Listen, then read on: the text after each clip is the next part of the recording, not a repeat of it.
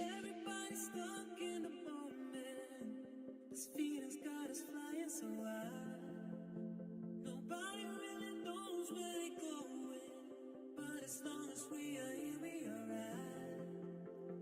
Free from all the pain, from all the sorrow, free from all the rain, 'cause there will be tomorrow. Nobody really knows where we're going, but as long as we're here, we're gonna be loving this moment.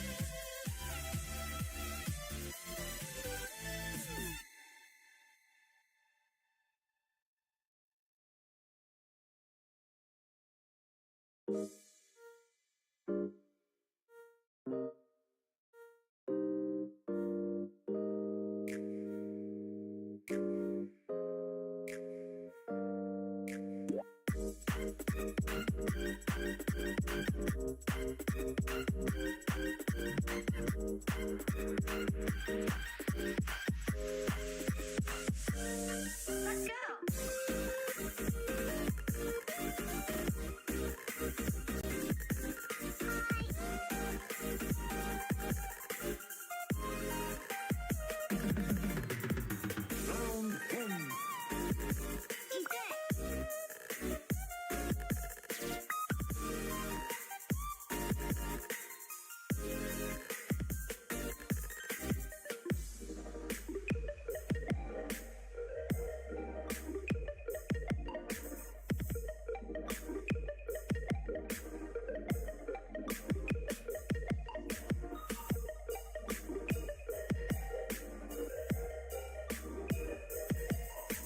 One. The music is still alive. What is going on, everybody, and welcome back to another episode of BiteStream. We've got some great topics, such as, first off, no more Unity Runtime Fee, which we kind of all saw coming if you ask me. What else happened? It's our weekly Steam news roundup as well. We've got some new changes to store page customization, and also family sharing is now active. What else has been going on in the last week, Thomas? Well, Concord got their funding round first, their first funding round done. And Concord? No, sorry, you are correctly out. It's early, damn it. Unrecord. Unrecord, yeah. Close enough. It sounds the same. It ends on ort. Exactly. They got 2.5 million-ish and in a pretty harsh industry, I think this is worth a talk. Yeah. Also, because also it's not from publishers, it's from venture capital. Oh yeah, true. They're still looking for more money from publishers. Yeah. Also, the PS5 Pro got announced. That's good. Should I even consider working on this as an indie? Also a topic. And now we have like a couple more. We got a pretty stacked week this time. Sometimes it's like, oh, we can like barely scrape together 4 like articles. We've got a pretty stacked lineup. So we're gonna be talking all about everything that's been going on in the world of indie development. And I think let's just start with Unity. Sure. The big one. I looked at it, it's been a year basically since their announcement last year where they were like, let's blow up everything our community has ever built. That's one way to phrase it. And a message to our community.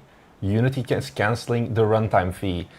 So maybe a quick recap on what was the runtime fee. So last year, Unity had the Big Brain IQ announcement of, hey guys, from now on, we're going to charge you per install. And that's kind of what the runtime fee was. Before, Unity was based on, hey, if you earned less than 100K a year, you didn't need to get like a Unity Plus or Pro subscription. If you earned more than that, you need to upgrade your subscription. But now they were gonna add it where even free games were going to have to pay based on installs. How are these installs going to be determined? Nobody knew. Not even Unity, basically. And then they were like, okay. Like after a week, they backpedaled and they were like, okay, you can now choose. Either you pay the standard same old fee or the runtime fee, whatever is cheapest. And then people were like, but how are you, like the same problem still remained of like, how are you gonna validate the installs and whatever? So people were like, okay, no. God damn it, help me out. People were like, no, this is not good. We don't want this, we're all gonna go to Godot. Godot got so much funding and things like that from the Unity fuck up. Another big thing about the Unity one is the fact that they were going to charge retroactively. So games that previously released already on old Unity versions were also going to be applicable to the runtime fee. Now all of that runtime fee is gone and it's basically back to the same old, except they're giving you a bit more. Now starting from Unity 6, you can earn up to $200,000 for your game, no more intro screen, and there's no more plus if you want to export to license to consoles, but that's been there for a while. Yeah, I think it's a good rundown. They also announced, or at least pledged, I don't know how... Not to screw us over anymore? Or what? They basically said at the ending that they updated the commitment last year. So basically the GitHub repository of the changes is still live. There was some drama about that as well, where they took it down for a little bit, if I remember. But basically they also say, just the same as Unreal, you stay on a certain version, you keep the same license. Yeah, that's what they said last year. Yeah. Before they actually bamboozled us. Yeah, and they say it again now. Of course, not everything is good and well in this world, because at the end of the day, Unity does still need to eat, and they've done a lot of layoffs in the last year as well. So Unity Pro will increase in price to $2,200 from $2,000 a year, and Unity Enterprise, which is if you earn more than $25 million a year from your games, basically, and from Unity Tech, goes up 25%. Yeah, but I mean, it can still be a lot cheaper. Like depending on your team, it can still be a better deal than Unreal, especially for indies. Like for us, this is a net positive. Is it though? Because they where we started, they still got rid of Unity Plus, which was about $400, which had but it was only up till 200K. Yeah, if I remember, and now you get it for free. No, because Plus is also console exports. It's gotten a lot more expensive to do console exports with this new licensing. Okay, to do console exports, sure. But you still get, before you have to pay anything, you can earn double. Yeah, that's true. We take those. Yeah, I think it's a decent, like... Most people will only be making $10 anyway, so... Yeah, so I think this is a good change, actually. Yeah. I mean, like change already, but I mean... Price hikes will always be a thing at the end of the day. Yeah. Does it suck? Yeah. On the other side, if you've made 200K, I think it's fair to pay the 2.2K. I mean, it's per seat, but like indie teams are like a few people at most. So still, it comes down to a cheaper cost in general, I think, than if you were to use Unreal and you do surpass like the $1 million threshold as well. Yeah. So, how doomed is Unity? If they make a change like this, backpedal a year later. The thing is, I don't know how doomed they are. Like everyone who was involved with the old decision making at this point has been fired. Like the last guy was, I think, back in May, and they're having to recoup like all of the loss, because at this point a year has passed and so many people have jumped the Godot ship, for example. Yeah. And I don't think this will be enough. Like, oh, the no more splash screen is not gonna be enough reason for people to come back, I think. No, I agree.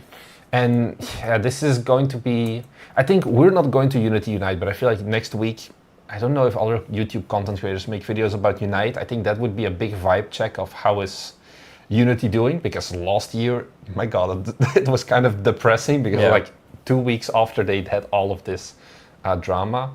I think they will never get to their peak again. I don't know when their peak was, like 2018 maybe, and things like that, like when brackies was still also like high. I don't know if that many people now would go back to Unity. Yeah, that I think the damage has been done for sure. Yeah, and if you now, it's also like, oh, you have new people getting into an engine. Now a lot more people are also just go for Godot instead of purely go for Unity. Yeah, that's the main issue Unity has. They were always the easy recommendation. And the further Godot develops, the harder it is to justify Unity. Yeah, because the problem is also, I think I talked about this once more, of like, hey, but if Unity makes less money because less people use it, they also have less money for investing more, and then they're already getting their butts kicked at this point by Unreal in like certain like visual style, like the Niagara and things like that. So Godot is not at the same level as Unity by far. Like, don't get me wrong, guys, but for a lot of like beginner devs, and that is the thing, for beginner devs, Godot is great. Or for 2D. Yeah, or for like it's still gonna need a lot of years to fully catch up with Unity, but it's like the new people basically are going to get started not with Unity but with Godot, and that's gonna have more of an impact years from now. Godot is where Unity was at maybe like 10 years ago, and then those people grew up with Unity, are now the Unity diehard crowd, I guess. Yeah. But the people like you, basically. yeah. So why do we not switch to Godot? Yeah, I we saw just someone. used to it. Will UPT2? Oh yeah, that's one thing. Why do we're used to it? Also, once again, we keep saying this. We have so many assets built up at this point. Yeah. That it like those are things as well, like the moats, basically, that lock you into a certain engine. Basically, like a lot of the assets also simply don't exist for Godot yet. What are you looking at? Oh, just looking at the terms. repo. Okay. I guess one more question though, Thomas. Will UPT2 or whatever future game we make be based on Unity 6 now, with Unity backpedaling completely? Probably. Probably. Yeah, why not? Yeah, it's true. Like there's nothing to lose. We can earn twice as much. Yeah. Now, so. Like there is even something to be said to update older projects to Unity 6. Because we don't have the splash screen anymore. The splash screen and the 200K. Because I assume if we keep it at the old version, we also have to do it. That's a good question. What happens if you have two versions at the same time? I don't know, but yeah. But I assume like we update it. Yeah. We make another Forge Industry update. We just like the only update node is removed Unity startup node like logo, and that's it. I mean, like first update in half a year. I think a year, but no, we did like some stuff. I think really? earlier this year. Yeah, because there were some community fixes that we pushed. Oh, okay. But yeah. So I think Unity 6 itself, it's getting closer as well. I think they're planning a big release. Also, once again, tied up pretty close to Unity Unite. Once again, they announced it a year ago. Yeah. Which is also, by the way, what are they doing? Super uncharacteristic of Unity. They were doing like yearly releases and so on. Mm-hmm. So I'm very excited to see what they actually, do. Do you know what they're called? Oh yeah, the GP. Yeah, I remember they announced it last year already. Yeah, like more performance boost. stuff and things like that. Yeah. So I'm excited to see how it actually translates into actual performance, because they basically skipped an entire year of releases. Oh, normally they do like the yearlies, and we're still on 2022, and that's the latest. That's the LTS version, right? Mm-hmm. So they took like a year break, quote unquote, to prepare this. Yeah, I'm very excited to see if it paid off. Someone is also like, Godot currently sits at 60K reported funding per month. At the end of the day, it sounds like a lot of money, but like I think that's peanuts compared to Unity. Yeah, like that's like 10 devs or something, like 10, or maybe a little bit more, but that's like only a few developers basically, because they're based in Copenhagen. Like part of their dev team, Copenhagen, has very high wages already. So yeah.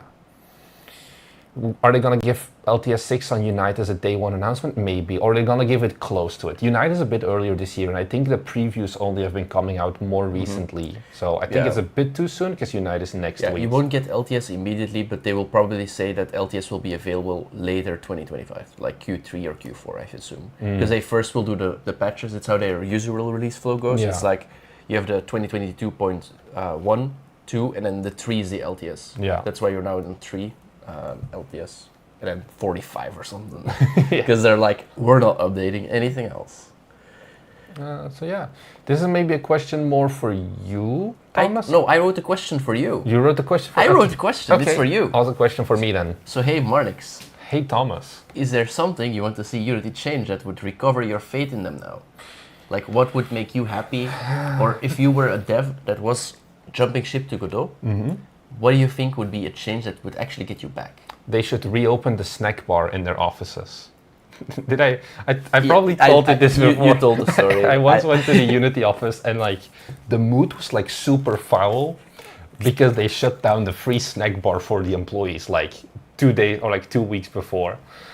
In all seriousness, I have never been anti-Unity.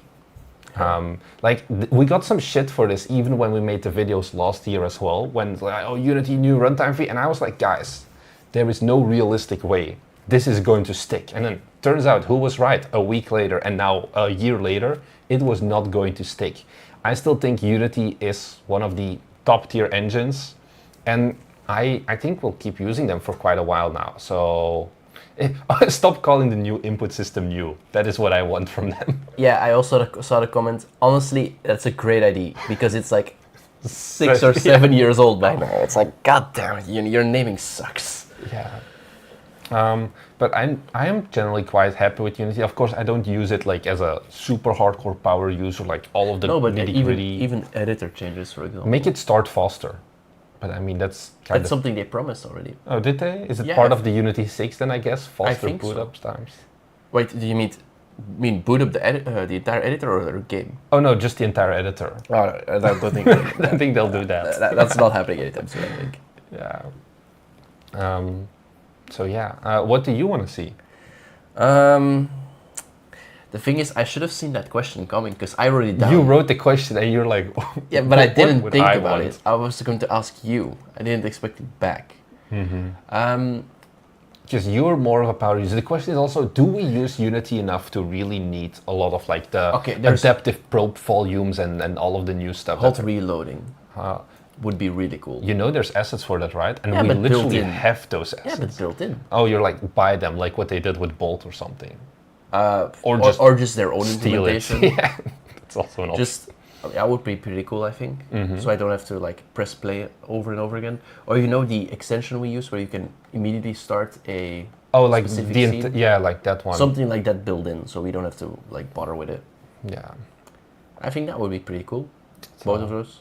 Yeah, Unity, if you're watching this, we give you free tips. Yeah, maybe another thing of news about Unity. We're finally Unity insiders. I feel like we should say this now.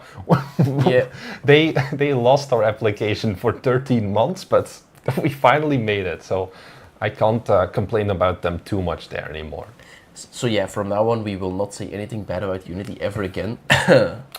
Okay, I'm not gonna say. I wanted to say something, but I feel like I would immediately get a message like, "Could you please not say this on stream again?" Unity. What was it? I will die for you. I'll tell you in the after party. In the after party, okay.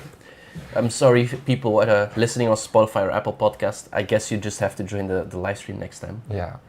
I think I just realized they're both wearing white. We are, in fact, audio listeners, both wearing white t-shirts. Yeah. It's what you need when it's 32 degrees Celsius outside. Yeah, like half my wardrobe is white or very light colors. And then I went to like the shop for like gym clothes and it was like Uniqlo. White. Yeah. And my other shirt, white. But everyone here wears white as well. Yeah. I don't know if you've noticed, like there is a single... I'm very happy. The other guys joined and they were like, I'm also going to buy a shirt. And they didn't want white. I was like, yes. Because then we don't have to like see with what color is whom. He was like, I want black shirt. So you're gonna die. You take it. Yeah. You take it. I brought like 2 black shirts and I regret it. Anyways, we're getting derailed. Let's talk about Unrecord, or as you say, Concord. Yeah. I think this is more successful. I mean, they haven't earned as much, but Unrecord Dev Drama Studios raises $2.5 million in a seed round. So they're doing venture capital from the Games Fund. Are you squaring the screen? Yeah. Okay. Yeah, I couldn't see myself, so You see basically. yourself here. Oh yeah, I see myself. I'm getting used to this new streaming setup. We made a video about this last year because Unrecord came out of nowhere and then disappeared again also. And it was like, but they became basically the most, wait, let me find the top wish listed games. You give me a second, Thomas. Sure, you can get more than a second if you want. Okay, just keep talking. Yeah, so basically I'll already go talking. It's a French studio and they basically started a venture capitalist seeding round and they got some money and they want to grow stuff. Like, I think this is very unique maybe because first of all, the industry is trending towards It's currently the 11th most wishlisted game, and it used to be higher with 1.8 million wishlists because they had that, like, they went like viral with the video of the body cam, and this was like, oh my god, this is like real life. Like, mainstream media picked up on it and everything. And it was like super high fidelity. Yeah, with the mega scans or whatever, and people were like, no, this is fake, this is real footage, and then the dev was like, no, this is in-engine, look at me play around with it. And then they disappeared again. And this is like the first time in a year basically that I've heard any news from them. Could be just me plugging my ears. I also haven't heard anything about it. But so venture capital, you've talked a bit about them before. $2.5 million is a lot, and they want to grow its staff, like make more people, and then find a publishing partner as well. And I'm like, if you're looking for first $2.5 million in seed funding, and then a publisher, I don't want to know how much you're going to be asking from the publisher. Oh, but it's crazy because it's their first game. Yeah, I mean, and they get so, but they need so much funding. They do have 1.8 million wish lists, so I think they have a bit of a. Yeah, okay, they can say, I am the 11th most wished game on Steam, and okay, it is a big like party trick to pull out, but still, I don't want to be that guy. But the thing is now, and it's one of the topics I wrote down as well. I feel like, okay, I'm maybe not in the best position. I feel like they're doing something wrong. Because, okay, $2.5 million, like, they disappeared for so long. And this game, it shouldn't be that complicated to make. Why? Because in the time that they went viral, and now, a competitor popped up, copied the exact time, released, and it's called Bodycam. And Bodycam is currently sitting at $18 million in gross revenue. And it's basically the same as Unrecord. They were just first to market. And that made like 17.7 million in gross revenue, 2.6 million outstanding wishlist still. Did we see the capsule art for Unrecord? Is there something special about it? I need to. It's nothing special. So I think the capsule art is fine. So I just wonder, like, how is this gonna, like, if you look at the 17 million from Bodycam, it's like Unrecord has such a high barrier now. Like, either you're the first or the best, and they're not the first anymore. They were the first with the virality, but not the first with releasing the game. And it's like, how high can you go with the fidelity, basically? Yeah, I also feel like if you have a game that's going completely viral, going a year in silence is bad. Yeah, because the internet forgets really quickly, no? Yeah. Like, we remember it, sure, but this, like, I'm looking at the Bodycam, the other game, and it also looks super, like, you could basically give me the Bodycam store page, tell me it's Unrecord, and I would believe you, because it just looks so similar to me. So, yeah, what publisher's gonna sign on this? I don't know. I hope, well, definitely not Annapurna. We'll talk about that later. But I think in general, what is there to learn from this? What is there to learn from this? I don't know. Get number 11 on most wishlisted, and people will throw silly money at you. Are we gonna add a Bodycam sequel to Unicycle Pizza Time? I think it would be funny, actually. Or like the next game, look, maybe even in Guild Architect and Bodycam. Yeah, like Guild Architect doesn't have the high poly style. At least in we could probably because even now, like we talk about the body cam, but body cam has become an entire genre now. Like horror games as well. I've seen multiple pop up. Like I've seen Godot tutorials. I've seen Unity tutorials on how do you make that body cam style. That I'm just like drama. I don't know how this release and like how your publishers or VCs at this point are not going to get their own drama, basically. That's why the name is Drama Studios. Yeah, maybe. Yeah, in general, I don't know how much there is to say about the topic, but I honestly don't really understand why a game like this is... Why it needs so much dev time. Yeah. And so many people. When yeah, probably, and so much funding. Yeah. Like, okay, 2.5 is a lot. Yeah, but 2.5 I can still live Yeah, but with. more than 2.5 because they still need more. Yeah, they want the publishing and everything. Oh, I was looking at this yesterday if I could find how many people were working on the Raysat studio. Give me a second. Like the body cam one. So the You mean the game that already came out. Oh yeah, Like, body cam. How many employees do they have? I'm here on their LinkedIn. Yeah. 2 to 10. Right now they're at 8 employees, it seems. 6 employees, which sounds very reasonable for the Yeah, if I have body cam game. Yeah, if I have 6 people and $2.5 million to fund them, I don't feel bad. Yeah, and the body cam game is pretty expensive also, like 33 euros. So they are banging, like they're very casual. Like you can just see the picture of them, like, oh, we were at Gamescom, so. I didn't see them at Gamescom. Yeah, of course Didn't not. pay attention. We were too busy streaming ourselves. True. Yeah, Do you think this will be a flop? I think it will not flop. This was, if you have $1.8 million, your game will get onto front page of Steam and all of that, but I think it won't be as big as it could have been. Like, I'm gonna just pull a number out of thin air. I would say they're right now gonna get like 25-30% of what they could have gotten if they were first to market and didn't faff around, kept it a bit more lean and just focused on making the game versus, because raising $2.5 million, that's not something you do overnight. That is something, it takes a lot of time, especially in the current gaming scene where nobody has money apparently. Yeah, I agree. Though, like, there's so much pressure on this dev as the first game they ever release. He will probably skew the vision of, hey, I can be a dev, I can get funding really easy, whatever, just go viral, haha, easy. Just make the tiki-tokis. Yeah. Like, yeah. but in general, nah. I still don't have a great feeling about the game.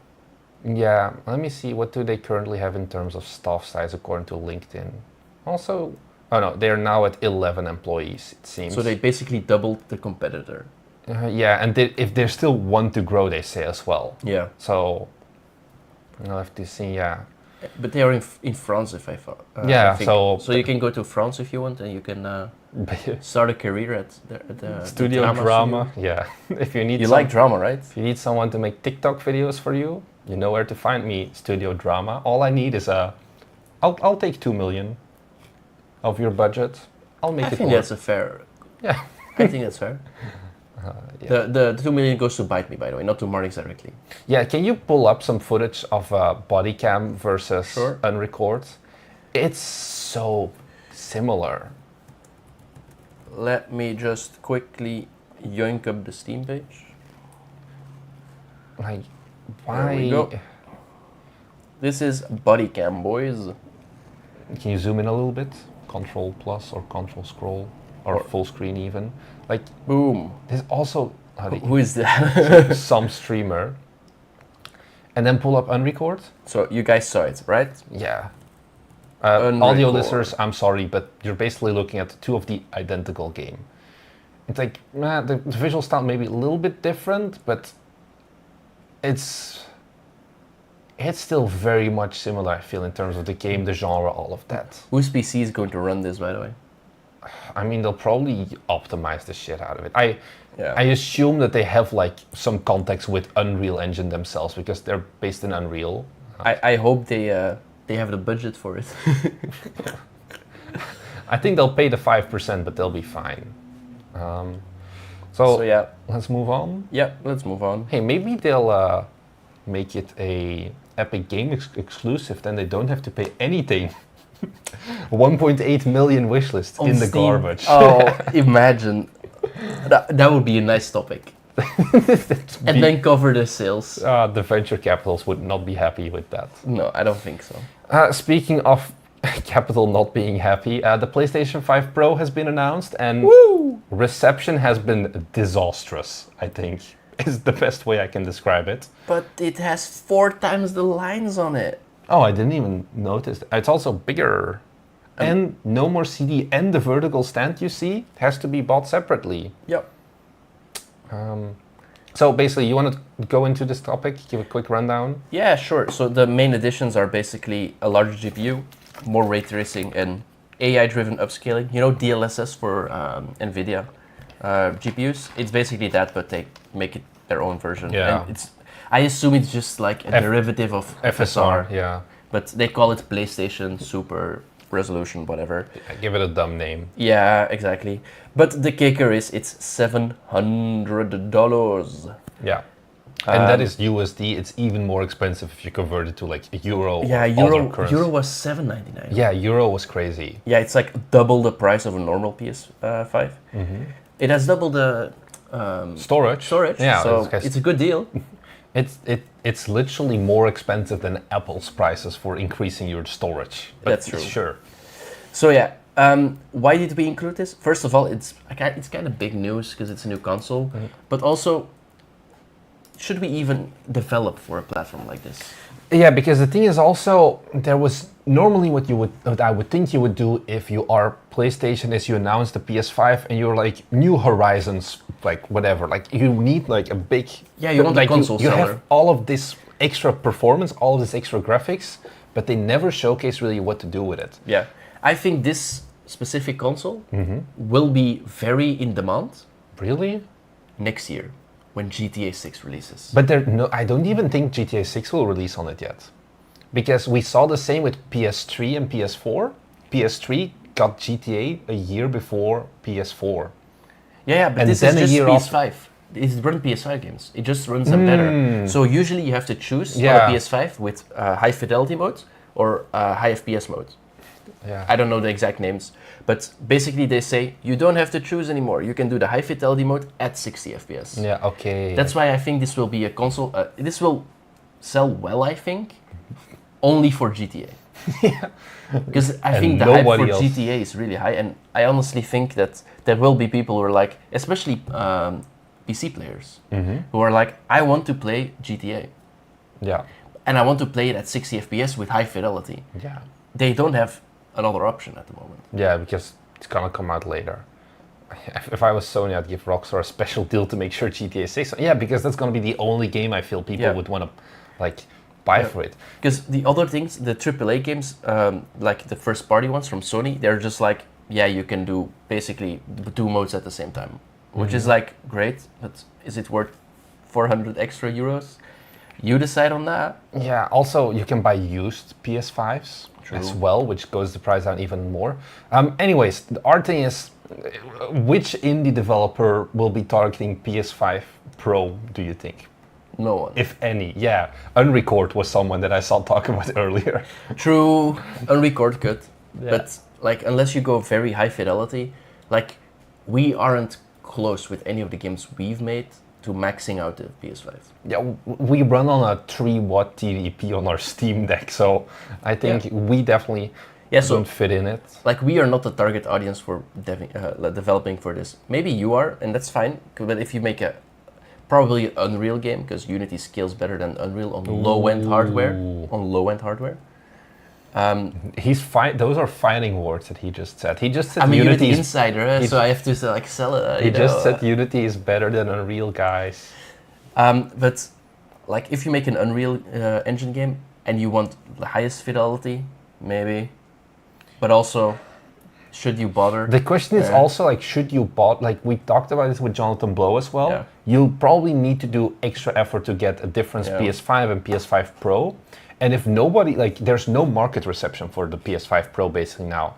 So if you develop for the PS5 Pro, sure, you'll have a game out for it, but you'll have... Yeah, but you cannot 10 just develop for it. You need to develop for PS5 and PS5 Pro. Yeah, that's what I Okay. mean. But let's say like, oh, I want to also do PS5 Pro, but like 3 people are gonna buy this console probably, like, and none of them are gonna want to play your shitty indie game most likely. So I don't think it's worth it anytime soon. Yeah, there's also a difference with the PS4 Pro and the PS5 Pro, in my opinion, because PS4 Pro slotted in at the same price as a normal PS4 at launch. Yeah, and then So it was 400 at launch. PS4 went down in price. PS4 Pro came in at 400. yeah, But now they're like, that's the expectation. Like the PS5 should, people are like PS5 should go down in price. you know it went up, right? Yeah, The PS5 exactly. went up in price like a few weeks ago. We didn't cover it because like, whatever, this is not related. But the PS5 has gone up as well, so everything is just more expensive. Yeah, that's why it's so crazy, because like, not only does that happen, but also instead of like lowering the price, slowing it at the same time, it's like, nah, double it. Like, it's not even a small amount of extra, like not $100 or $50 or And whatever, no CD drive, and no CD drive. or like Blu-ray drive, basically. So, I mean, yeah, this exists. Don't develop for it. There's better stuff. The question is, do you think this, like, do we have to put so much hope now as indies on Switch? Because Xbox is basically a dead platform, I feel, for indies. Yeah, but PlayStation does not seem to be doing much better right now. I think both are really bad platforms for indies in the genres that we make, because too much of a normie crowd is on there. Yeah. And I feel like the highest overlap there is between a console gamer and a PC gamer is the Switch, because it's just people who have a PC and are like, I want to play something portably.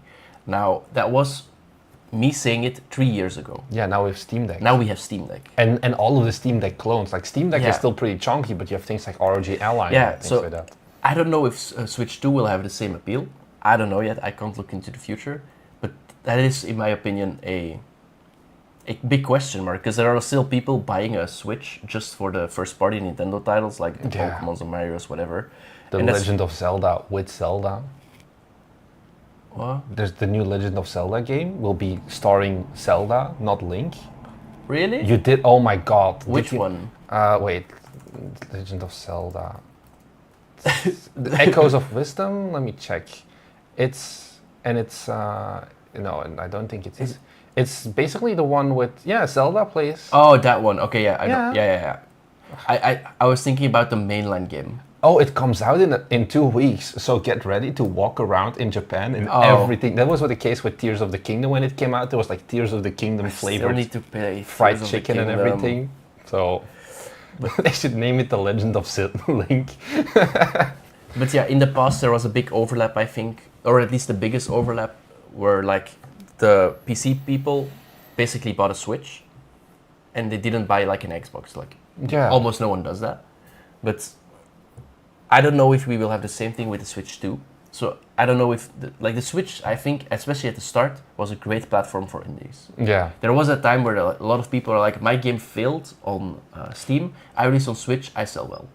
Because you're just first Yeah. on the I platform. saw a post on X, the Everything app, a few days ago. There's no way I'm gonna find it back. Where like on Switch, apparently, like they don't release games every day. I think it's only 2 days a week, if I remember. But it's also like 40 indie games a day that are releasing there, basically now. And Yeah. it's like, Yeah, you're it's not more crowded than in the beginning for sure. Yeah, very much. That's why a couple of weeks ago we mentioned, or I mentioned, I don't remember, like That we're How gonna port to Switch. no, No. how important do you think it is to be like very early on a Switch to Yeah. release of your game? Yeah, that's the first. It's like unrecord and body cam. The earlier you are, the better. Yeah. You don't have to be the best if you're the first, because then there's nothing to compare you Yeah. to. You are the best. Yeah. So probably don't spend too much time porting to PlayStation 5. That's what we think. Okay, and then now it's time for our. Did you get the jingle? No, because you didn't remind me until like 2 seconds ago. So welcome. Well, I think you should do a jingle with your mouth. Ta-da, ta-da, ta-da. Welcome to the weekly Steam News Roundup. Yay. Yeah, so I was talking to Thomas before the show. I feel like Steam saw that we started a BiteStream and was like, every week from now on, we're gonna give you new news. So we have 2 topics this week about what happened on Steam. The first one is a bit of a follow-up on what they had previously announced, and that is, okay, Boy.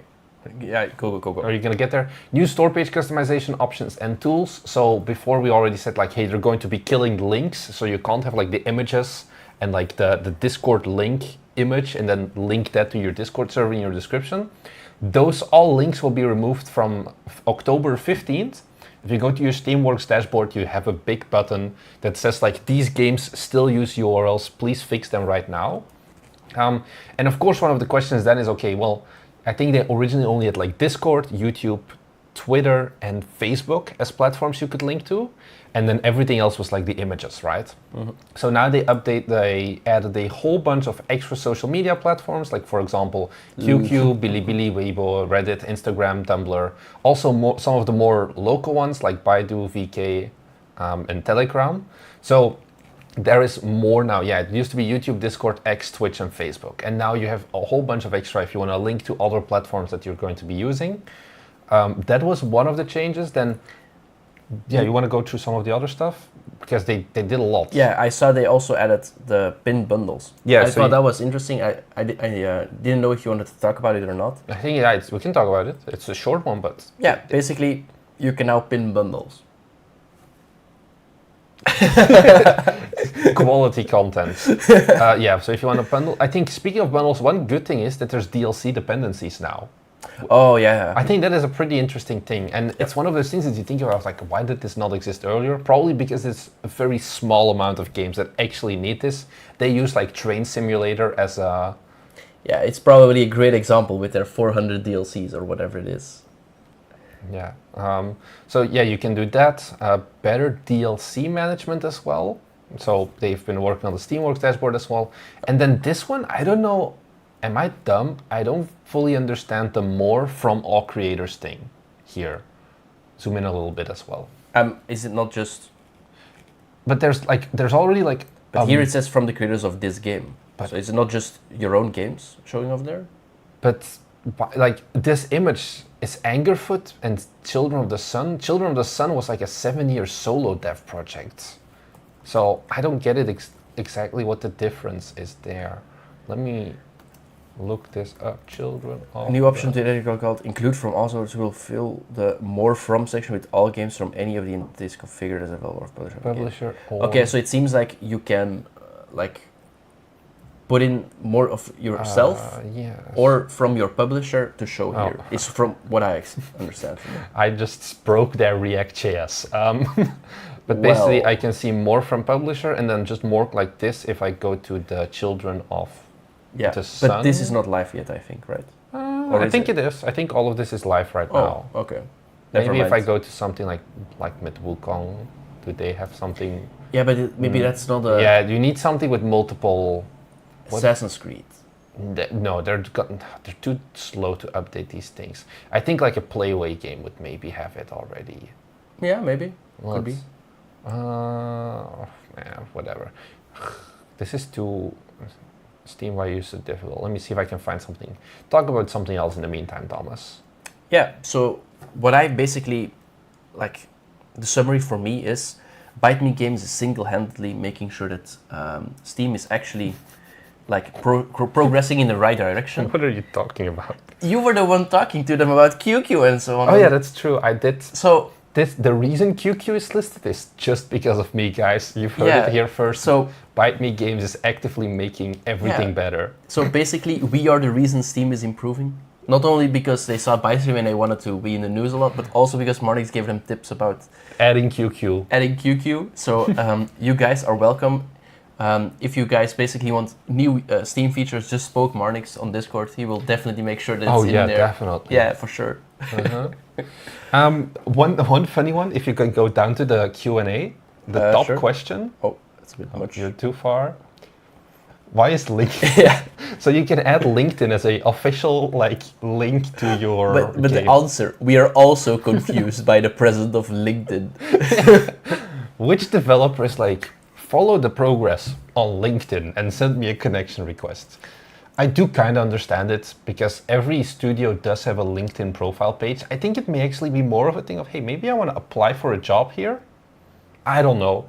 I don't think that many people will be using LinkedIn. Is it for applying for a job or is it... Yeah. I know, for example, also Crazy Games uses LinkedIn as their main communication platform, which is kind of weird, but you can have some, like, we also have like 150 followers on LinkedIn or something. Let me take a look, 119 followers. We have never posted a single goddamn thing on there, but we still get like search appearance and follows and things like that. So maybe, yeah, you can get like mentioned, so... We're not going to be adding our LinkedIn to our Steam page. Are we? I mean, Are we? Now he's doubting. It doesn't take us anything, but there's no benefit to it, so probably But not. more followers. I don't care, it's LinkedIn. But then you can make a post. Of how I... No, I am too... A day in the life of a Bite Me employee. What is it? I'm like kind of half still on like corporate LinkedIn, and it's like my 9 to 5 as a... No, my 5 to 9 is a 9 to 5er working in finance. And then it's just like them going home at 6, eating, maybe going to the gym and then sleeping. And it's like, great, living the dream, just like me. So yeah, this is a small one, but well, Steam that keeps doing things. I think the main one is just the fact that, hey, 15th of October, if you do have links, get rid of them. Oh, I thought you wanted to move on. Yeah, we can move on now. You guys haven't seen anything. No, you can move on. You can introduce. Next topic. Basically, there's a new Steam family sharing that is now active. So basically, they expanded on the family share feature. It was in beta for a long time. It's out of beta now. So we already kind of knew what was going on. Yeah, and they basically now allow access to all the games in your library. That's supported, of course. And family sharing enables you to play games from other family members in the library. And what's cool is you can even play their games at the same time they are online, if it's a different game. But if you both want to play it at the same time, I think you still need 2 copies. Yeah, so you pool copies, Yeah. but it means, like, for example, you have 4 people in a family and you have 2 copies. Yeah. Like, any of the 4 can play 2 games, or like 2 copies at the same time. Yeah, so basically, I have The Witcher. He can play it. We're not a family. Yeah, if we were a family. Yeah, this is the Vin Diesel family meme. Also, what you can see on the screen, Valve politely asks you not to use the Steam family sharing for only for close family members. Yeah. Everyone knows it's maybe going to be abused. No? Maybe a thing to know is you can only change your family once a year. Yeah, that's one of the ways they try to combat people just Like- sharing tons of games all the time. Yeah. So are we going to start a Bite Me family? No. I think one question that when these changes were originally announced, that Valve was going to rework the entire family sharing, a lot of developers in our Discord, which you should join, by the way, if you're not in there, were like, oh, how will this impact my sales now? Because it's like, will this impact my sales? Because there's less need for people to buy your game. If only one person in your family buys it, anyone Just can make play it. multiplayer games, right? Yeah. I mean, I don't think it will impact sales too much. I think it's like so minuscule the impact it will have, because first of all, not everyone is going to be in a family. Yeah. Second of all, people still want to buy games at certain points. Yeah, they really aim this at, like, because they also introduced a plethora of parental controls. Yeah. That's why I said, shouldn't we be in a family again? We can put like a time limit on how much William can play in Steam games, so he can go back to work. Yeah. He's also in the same room. I don't know if he heard this. I think he's sleeping. Yeah. It's good. Lucky him. But basically, they basically aim it so you can, like, I can be the parent and then he can be the child, for example. And it's like, hey, you can play, for example, only these games as well. So Yeah. I can limit so he can't play GTA 6 next And year. as a child, you can also not leave the family. You have to be kicked out. Yeah. So And you also have to, like, get permission to buy things, and like they seem to have a pretty robust system in place, in my opinion. yeah. Like, I think it's a good thing. Yeah, I think generally Steam keeps getting the W's. This is the reason Steam can charge their 30%, because they generally do good stuff as well. Yep. One question you wrote down, is this sustainable, especially in a time where Netflix and Disney Plus are actively trying to combat password sharing? Yeah, It this does is- feel like Steam is like, we don't care that much Yeah. or something. I don't know. It's not exactly the same as password sharing, but and you play the subscription, Yeah, but it's so like it's a different model. family, and they don't say that they're like, for Exactly. example, Spotify, you all have to be registered at like the same house address technically if Yeah. you're in a Spotify family. Yeah, so that's why I'm like, Steam goes the other way of the industry, it seems. So which is like, Yeah. I'm not sure. What do you think? I wrote a question, so you have to answer it, basically. Is this sustainable? I think a lot of people.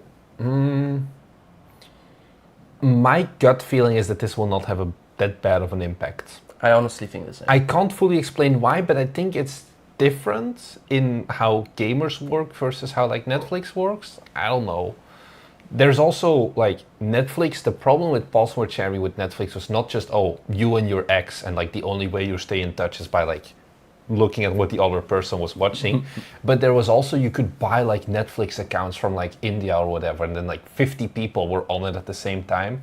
That kind of abuse I don't think is gonna be able. I think there's like a limit to how many people can be in a family as well, like six probably. Six. The feature is already released globally, by the way. It came out of beta, so it was in beta before. The beta is over now, and it's now the new default.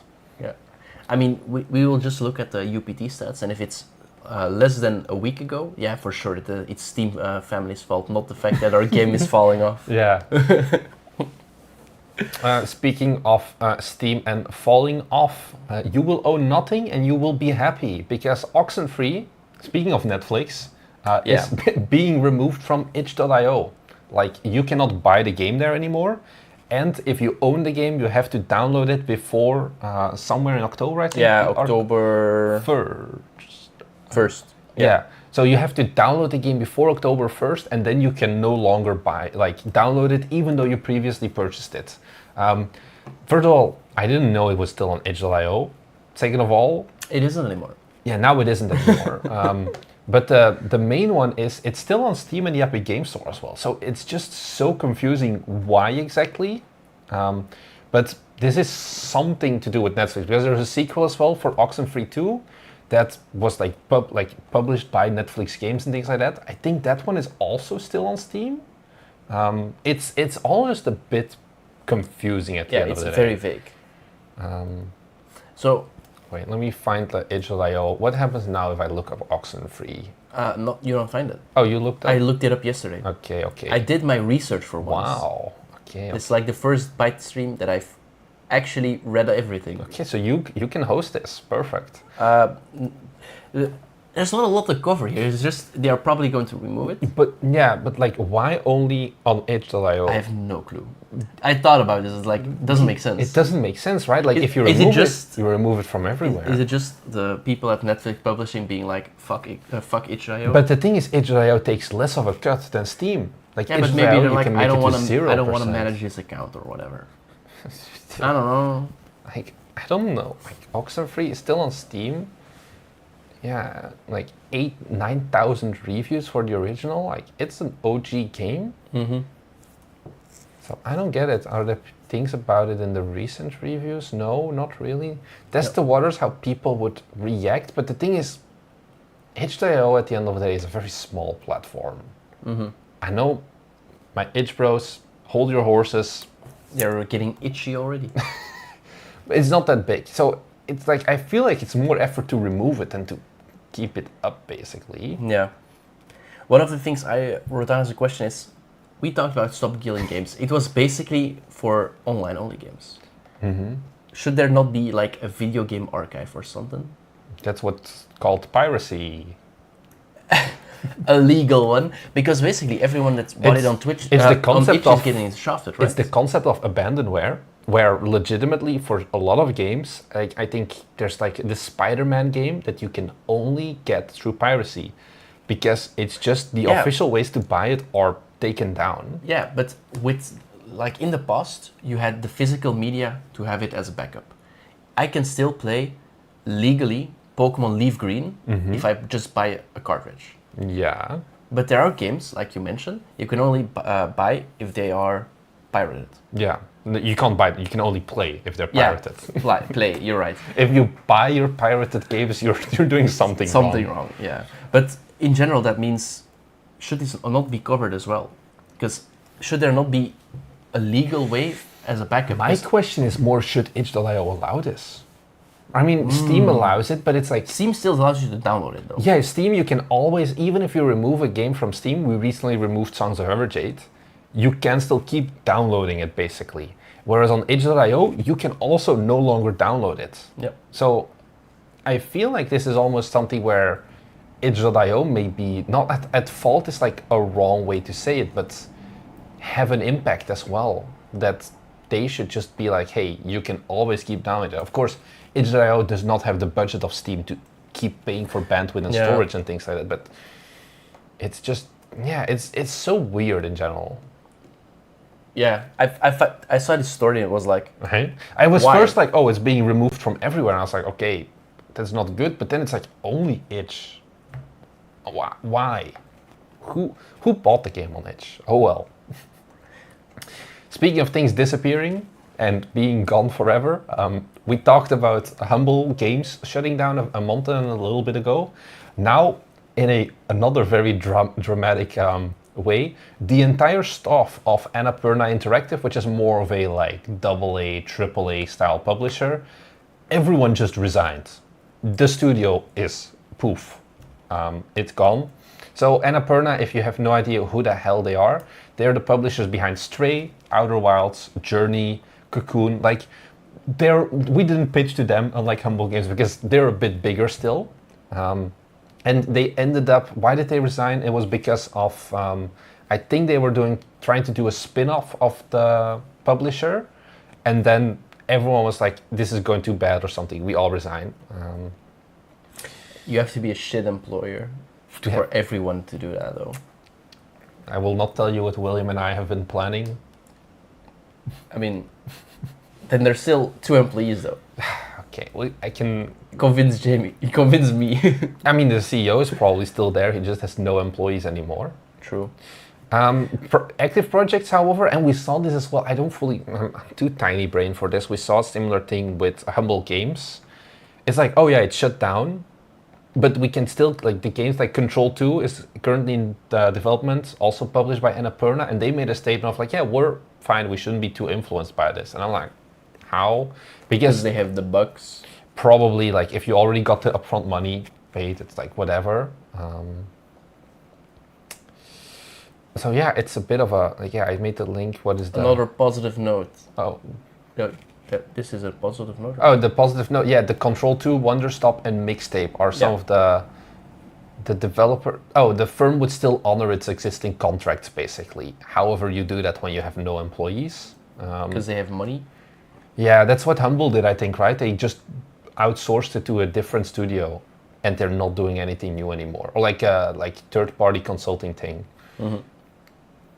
I mean, I don't know if there's a whole lot to cover on this one, so... Yeah, it's like time to go for VCs instead versus Annapurna Interactive, I guess. I mean, yeah, there's this small game called... Unrecord? I was about to say Concord again. It's still too early for you, poor guy. No, I'm starting to wake up. Oh, you're starting? By the time it's the after party, I'll be awake, and like semi-awake, and by the time the stream is over, I'll be awake. And then it's time for another nap. Maybe, maybe not. I'm not sure yet. Yeah. And then we have one final one. This is more of a fun one versus purely focused on... you put the trailer in there. I didn't open it because I assume you don't want to... Not on stream, but I figured you may... I already saw it. Okay, yeah, if you've already seen it, that's fine. Yeah, maybe we should introduce the topic. I'm sorry, I interrupted you. So, the title I gave this is Game Movies Bad Urgh. This is not fully about indie game dev. I mean, it is. It's about an indie game. Yeah, Minecraft is a small indie game. Yeah. Just not anymore, I think. They announced their first teaser trailer for their movie earlier this week, starring Jack Black as Steve. Reception has been bad, I think I could say. What did you think of the trailer? Were you like, fuck yeah, I was like sitting in... We were like, watch some Naruto because we're rewatching Naruto, of course. And one of the guys here was like, I really want to watch the trailer. We put it on and was like, this is weird. What is this? Yeah, so reception has been great. Now, of course, there's the thing of like, oh, this is a movie made for kids. Of course, you wouldn't understand it. Jason Momoa is also in it and looks spectacular. Those are my words because I don't know how to describe it. He just is in there. He looks spectacular. Yeah. The other article that kind of prompted this, though, is the fact that Borderlands made $31 million at the global box office. production budget was 115 million. And that is always like these movies, they're without the promotion budget, and they had a lot of promotion as well. So FYI, for the people who are bad at math, that means they didn't make any money. they're true indies now. They're true indies. the actual game dev experience. Yeah, except with like 100 times the budget. So why is there no good video game movies? It seems. What are some good ones that are video game inspired? I personally like the Tomb Raider one, but that's already Uncharted. I thought that one was okay. It was not good, but it was okay. It was possible for a video game movie, but it was for a video game movie. It was decent. Yeah. What was the budget for Borderlands the game actually? Borderlands 2 budget. I feel like it's less. Yeah, it is what they made. 30 to 35 million. I mean, it means they can make another Borderlands. Yeah. They could have made 4 Borderlands games versus making this movie. Oh, Mortal Kombat. I personally liked it. It got bad ratings though. But what other movies are there? World of Warcraft? I didn't see. Assassin's Creed. You have 2 Doom movies. The one with The Rock from 2006, which is a banger, and then the remake in 2019, which is garbage. You have Assassin's Creed. Alien. Wait, is Alien first movie then game, right? I don't know. I'm too young for the Alien movies, but yeah. Ready Player One is not. That doesn't count. Oh, the Mario movie. Oh, the Mario movie. We're dumb. The Mario Detective movie. Pikachu. Gran Turismo. I personally like Gran Turismo. Okay, so recently Detective Pikachu was decent. The Last of Us show was a major downgrade compared to the game. I think that's also just because the game was so good. The Last of Us show was still good as well. I still have to watch it. Sonic. Okay, yeah. Sonic, yeah. So there have been some good games, some good movies as well. Yeah. So, some questions I had was, do you think it will perform well? Will it flop like Borderlands? Oh, the Minecraft one? I think the Minecraft one will do bad. I think the main consensus that you see is there's so many Minecraft animators. Like, they should have just gone from the animated movie, basically, instead of a real life one. My main question for this is, okay, all of these games, Mario, Sonic, they're really big. Mm-hmm. What would be like a franchise, one indie and one big scale one? One of indie as well. Yeah, one indie game, let's say, and one big game that you would want to see like a movie or a show like made from. You can't say Witcher because Witcher already exists. And I knew you were going to say that otherwise. You cannot ask for a Witcher movie. No, I was going to say The Elder Scrolls. Also after we watched the trailer, I was very confused because like the YouTube suggested up next, and it was like Elder Scrolls 2025 trailer, and we all three of us were like, huh? What? We opened it and it was like a super stupid fan edit of The Witcher with like graphic mods and everything. Yeah, but like pretty much the same, and it was like actual Witcher footage of the series. Oh, Five Nights at Freddy's movie as well, apparently. True. Yeah. And it was the face of the one with the scary face. God damn it! You know who played Le Chiffre in? What are you talking about? You know who played Le Chiffre in Casino Royale? Oh, Mads Mikkelsen? Yes, it was. I have such a crush on him. It was his face put on the body of Geralt in The Witcher, and that was the trailer. But yeah, I would love to see The Elder Scrolls. And now indie game. No, first you go. While I think about an indie game. Okay, I would want to see a Zelda movie. I don't know if I would. Someone here was like, make it Ghibli style. I don't know if I would go for Ghibli style or real life. Maybe Ghibli could work as well. So I would go for that one most likely. There's also a Prince of Persia movie, right? You're right. Yeah, but those are old. Yeah, Minecraft can still do a Sonic. I hope they do, to be honest. Oh, Zelda movie is coming, apparently. Wait, really? Oh God, don't ruin this for me, no way. Oh yeah, live action. Is it real? Is it real? Anya Taylor-Joy? No, is it real? No way. I don't know if this looks like it fake. I don't know. Screen culture? No, look at our teaser trailer concept. Okay. It's fake. It's fake. Yeah. Sad. That's the thing. I don't get the whole thing of these fake things. Whatever. Indie game. Undertale. Ooh, how would you envision that, like visually? I have no clue. But I think it would be really funny to see Sans and so on the big screen. Like, they have such funny characters. Or like the wonkiness, like, you know, the dog you fight where it's like the leg always grows longer. Yeah, Like, the humor could be... actually capturing that in a proper movie, I think, if you do it right, I don't know how you do it right, by the way, would be really funny. Yeah, a lot of movies have been cancelled as well. The thing is also Hollywood takes a long time. Like I noticed this with books, like a lot of books get their rights bought very early, but then it takes a very long time before they actually release. And what is your indie? That's a good question. I don't know really.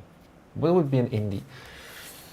Let me go through my Steam. You keep talking in the meantime. You wrote the question. I know. Earlier on the stream, you were like, of course you get the question back when I write it down. Frostpunk would be a really good movie. Yeah, it could be, but that's not the one I would go for. But there's a lot of games I feel that could have really good movies in like Stardew Valley. I don't think a Stardew Valley movie would be good. The Binding of Isaac. How would you make a movie out of that? You make it like a horror style UPT the movie. We're not doing UPT. That would be hilarious. Yeah, it's like one boy. Subnautica could be an interesting idea for a movie. Is it indie? I think yeah. Subnautica, the first one was indie. I'm looking at your list as well to see if there's any. If there's like any names that stand out, right? Guild Architect. Yeah, sure. Yeah, I don't have that many. You know the game I Am Bread? You want to make a movie out of I Am Bread? I think that would be like a silly idea. Is basically what I think would. Yeah, be like funny. Subnautica could be like some horror style movie where someone like crashes, like plane crash. I've seen like a movie once where it was like a sailor and he like drove his sail. Fallout was good. Oh yeah, Fallout. The thing, no. Hot take. I don't like Fallout, and the only reason I think the series. I've tried now 2 times to watch it, and I'm stuck on episode 3, and I just can't get past it. I don't get any of the jokes, any of the references because I never played Fallout. Oh, That's but the I thing. played Fallout. I never played The Last of Us, but I enjoyed The Last of Us. And I think the problem with Fallout is it's so crazy and it dives so hard into it. Tim Kaine will like crucify me now maybe, but I can't get into it. Like I want to get into it, but there's so much I don't understand that it's like, why do they chop off his leg? Why do they take off his head? Why all of this? And it's like, I don't get it. So yeah, someone else like, it's pretty enjoyable, but if you don't get the references, I think you lose too much of that movie. I mean, I played it, so I yeah, don't know. I think if you play it, you'll love the shit on it. So yeah, and I think that's about it. Yeah. So then it's time for the after party. So don't leave if you're watching here live on YouTube. For the people listening on Spotify or Apple Podcasts, thank you very much for tuning in. If you could do us a favor, give us a rating as well on the platform. It always helps us out a lot. And apart from that, we come out about every Sunday. The times are a bit wonky now because Sunday, Saturday, depends what time zone. Sunday most likely always. So you can listen to us every Sunday. And yeah, give us a rating. We'll be here next week. Maybe you can join in live as well. And that's all. So enjoy your rest of your day. And thanks for watching. And this is the time of the after party. Woohoo! After party. Congratulations, you guys. You made it to the after party. You survived. I just got cancelled for saying that I don't like the Fallout show. I mean, life's hard, man. What? You can talk. I'm going to drink. Oh, okay. Oh, you're also going to drink? I'll wait with drinking. Time to get wild and start drama. I started the drama already by saying that I think, or like, I don't fully like the Fallout show. I can't get started with it. You know, fun drama. Oh, you have drama? The thing you like from Curly yesterday. Pop Nation. What? Nothing. The things we talked about yesterday. What did we talk about? The videos from Mr. Brush. Oh yeah. That's drama you can talk about if you want. No.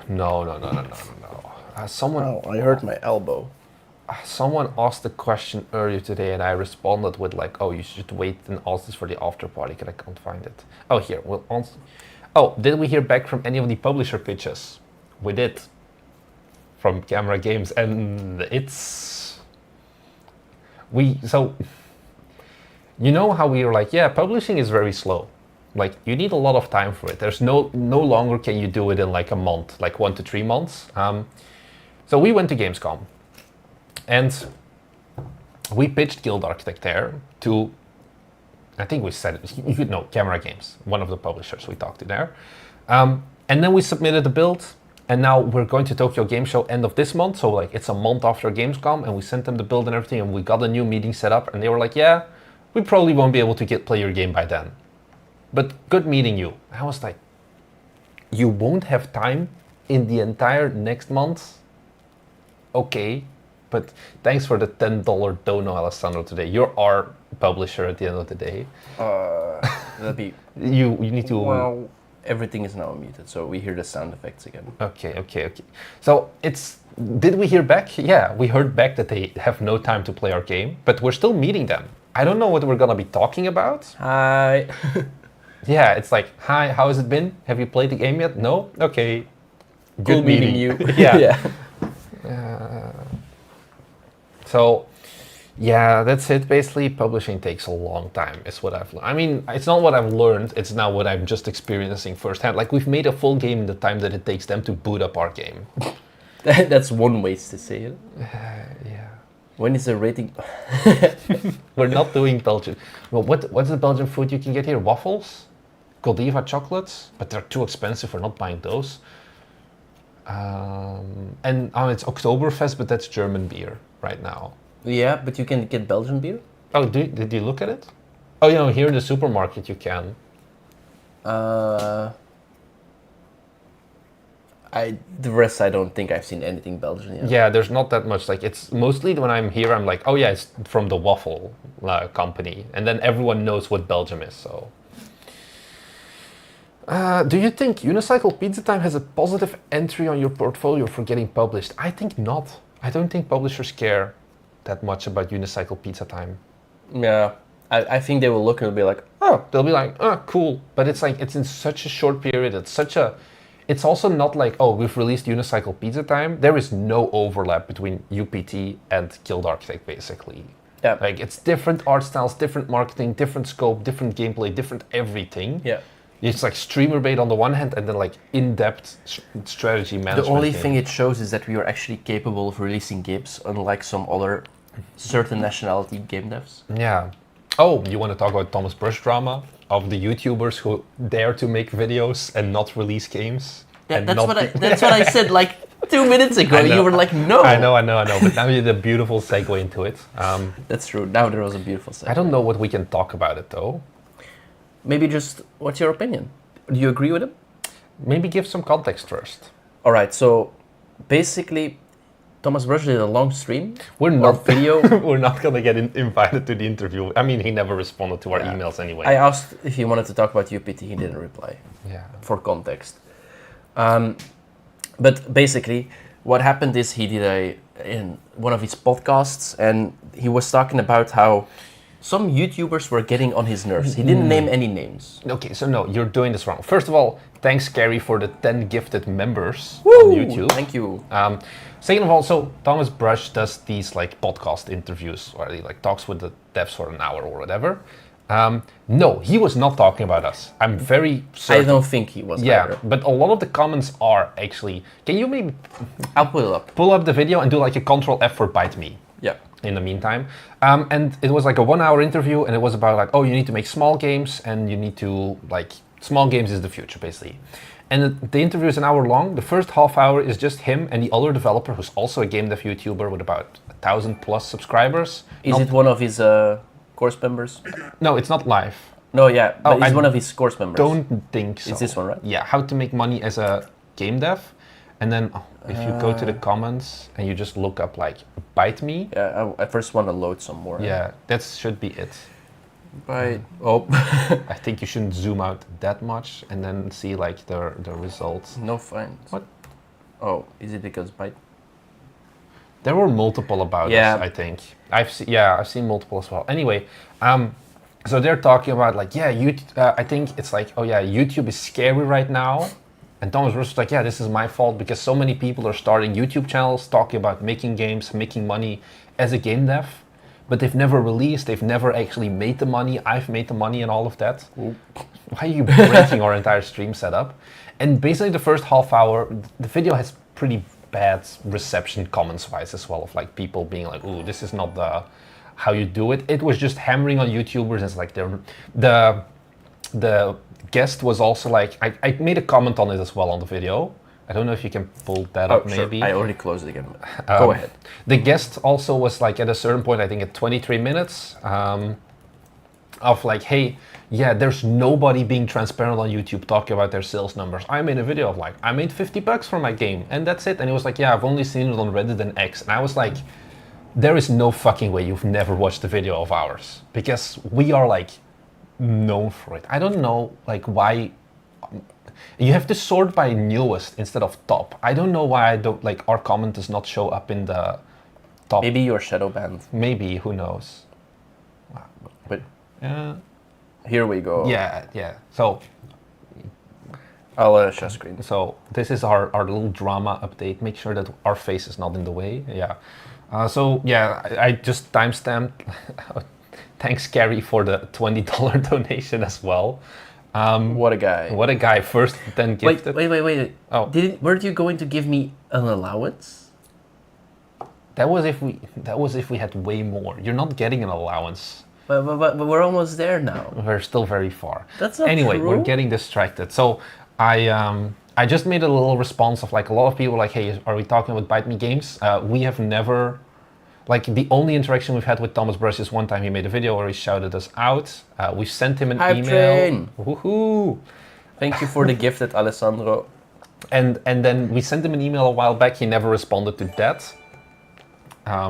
So I don't think he was talking about us. I think he was talking about Sasquatch, because I'm just gonna name. It's such a Mardik steak.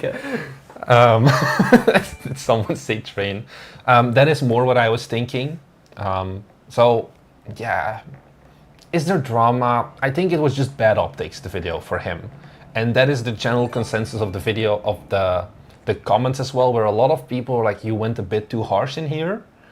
And yeah, basically that. I'm still down to collab. You're like trying to salvage whatever. I'm just like trying to kill everything. Yeah, don't worry. We can do a Thomas collab. Marnix doesn't have to join necessarily. Yeah, I don't want to join. I want to have another Thomas and Thomas. That's what I told like Thomas. You don't even want to talk to him? I think it would be much more fun if you, Thomas Brush, and Thomas Stewart did a collab. And It's just like, what do you think, Thomas? And then you have like the two other Thomases. I agree. It would be funny. Yeah. So, yeah. What do you think of Sasquatch B Studios? Me? Yeah, you. That's our audience wants to know. Who asked? Where is it? XYC in YouTube chat. I think he asked your opinion.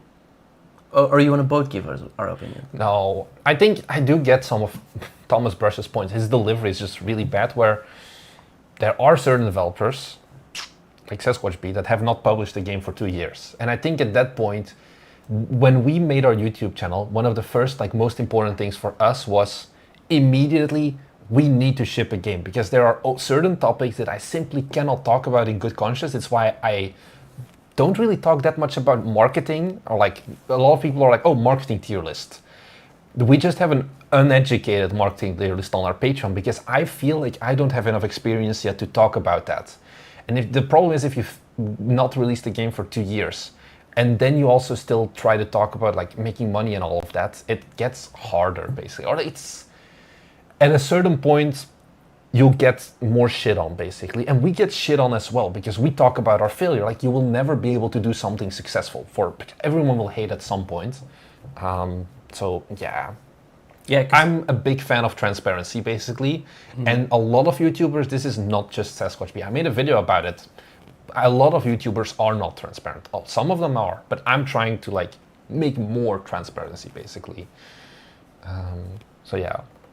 Oh my god, 2 shirts, 2 t-shirt guys. Is this a dream? No. The dream is when the t-shirt comes off for Marcus. Yeah, Thomas has been going to the gym as well finally again. You should give a flex now that you're also the white t-shirt. I don't have the pump yet. Okay, guy. Guys, sitting for like 1.5 hours, the two of us go to the gym, we come back with the pump and we give you one flex. You can look at the curtain in the meantime. Bite Me Game, so you were telling the truth about not starting YouTube, and we should release a game first, then YouTube? Yeah, don't make a YouTube channel if you... Especially if you're a solo dev, I think in general, making a YouTube channel is not worth it. I think, because the video next Tuesday, I'm going to talk a bit about how we marketed Unicycle Pizza Time. And the main idea I have is that other people's audience, using theirs, is so much better than trying to build up your own. Because Thomas Stewart, if you want to see more realistic view as well, Thomas Stewart, the other good Thomas, I mean all of the Thomases are good, we tier listed them, he made a video of like his journey to 10,000 subscribers. And it took him 15 months to get to 1,000 subs. It took us 15 months to get to 1,000 subs. So it's not worth it, in my opinion, to go into game dev and day one, like what we did, it was not really worth it at the end of the day. I just like doing YouTube as well. Immediately go and start and run a YouTube channel. And we briefly covered it in the UPT sales video as well. Yeah. Like, of course, you guys gave us an initial boost. 170 wishlists from a devlog with 8,000 something views. And also on day of release, we did live stream and you guys bought it, you guys reviewed it. Mm-hmm. And there seems to be a difference in opinions. We think that of course it helps, but we think it's not the reason why UPT was successful, especially in Japan. Yeah, the thing that helped us was the 10 reviews. Yeah, exactly. Like, you need to find a way to do that yourself. We just have the luxury that you guys can do it for us. That's completely true. But do you think it's like, even then I saw like comments of people saying, no, it's only because their audience. Like, UPT would never sell well anyway. Even when we said 75% of the sales is coming from Japan. I think it's dumb. UPT would have sold without our audience to a certain degree, I feel. Yeah. The initial boost just helped, but I don't think it's the entire reason. Mm-hmm. It's basically what I tried to say. I'm going to quickly send a short to someone as well, because Defiant Sleep was like, why did you choose the name Bite Me and not Bite Me, like a computer bite? Well, there is a reason for There's a reason for it, and we've made a short about it, and I'm just too... Did you see an increase in YouTube subscribers after release? Nope, not at all. And we didn't even see an increase in sales this time from the UPT video, which is what surprised me. For Forge Industry, we saw a clear boost in sales, but those were truly just pity sales. Pity sales. Nobody bought the game from watching our devlog, or not really, no noticeable impact. We had more impact because once again, there was like a Korean streamer, there was a French streamer playing the game, and those did more than our 8,000 views on our video of like, this is how much we earned. Let me pull up the shorts. Where does Bite Me come from? Where does the Bite Me come from? Here we go. Where is it? At Defiant Sleep. Here you go. Go and watch this short. What a guy. You get like private service. He Googles it for you. What if you do a giveaway to the first 100 reviews on Steam? Is that allowed? Ooh. So giveaway what? Like, I don't know. Give $100. The first 100 reviews. Like, how are you? Like, do a raffle. I assume you something. mean 10, because you're probably not getting 100 reviews instantly. Maybe. Your game has to pretty good. Yeah, we're not even already. at 100. We're at 90 right now. Yeah, I think it wouldn't really, because Steam, you can ask for reviews, but you cannot ask for positive reviews, if I remember. Like, you have to watch out with what you do with the reviews, as far as I can remember. Mm-hmm. So, yeah. Maybe back to a more light topic. Kasha in YouTube chat is, I was wondering, why do you guys do this late night stream? Because it's midnight in Belgium right now, but you guys are in Japan. How is it so far? Any stories? I think this is more a question for you, because I was like day one immediately, like, I got my life here. I'm more used to it, but you haven't been here for 1.5 years. This is the first time you're staying like same place for longer. It's way too damn hot. Like, I opened the door for him because he's like at another place. Yeah, so I am currently staying in another place. So I walked from my place at 4 a.m. to here at like 4:30 a.m. It was 28 degrees Celsius. Exactly. I like walk outside, open the door, and it's like, why is it hotter than in Belgium? Which is 83 American Eagles Fahrenheit, temperature-wise, at 4 a.m.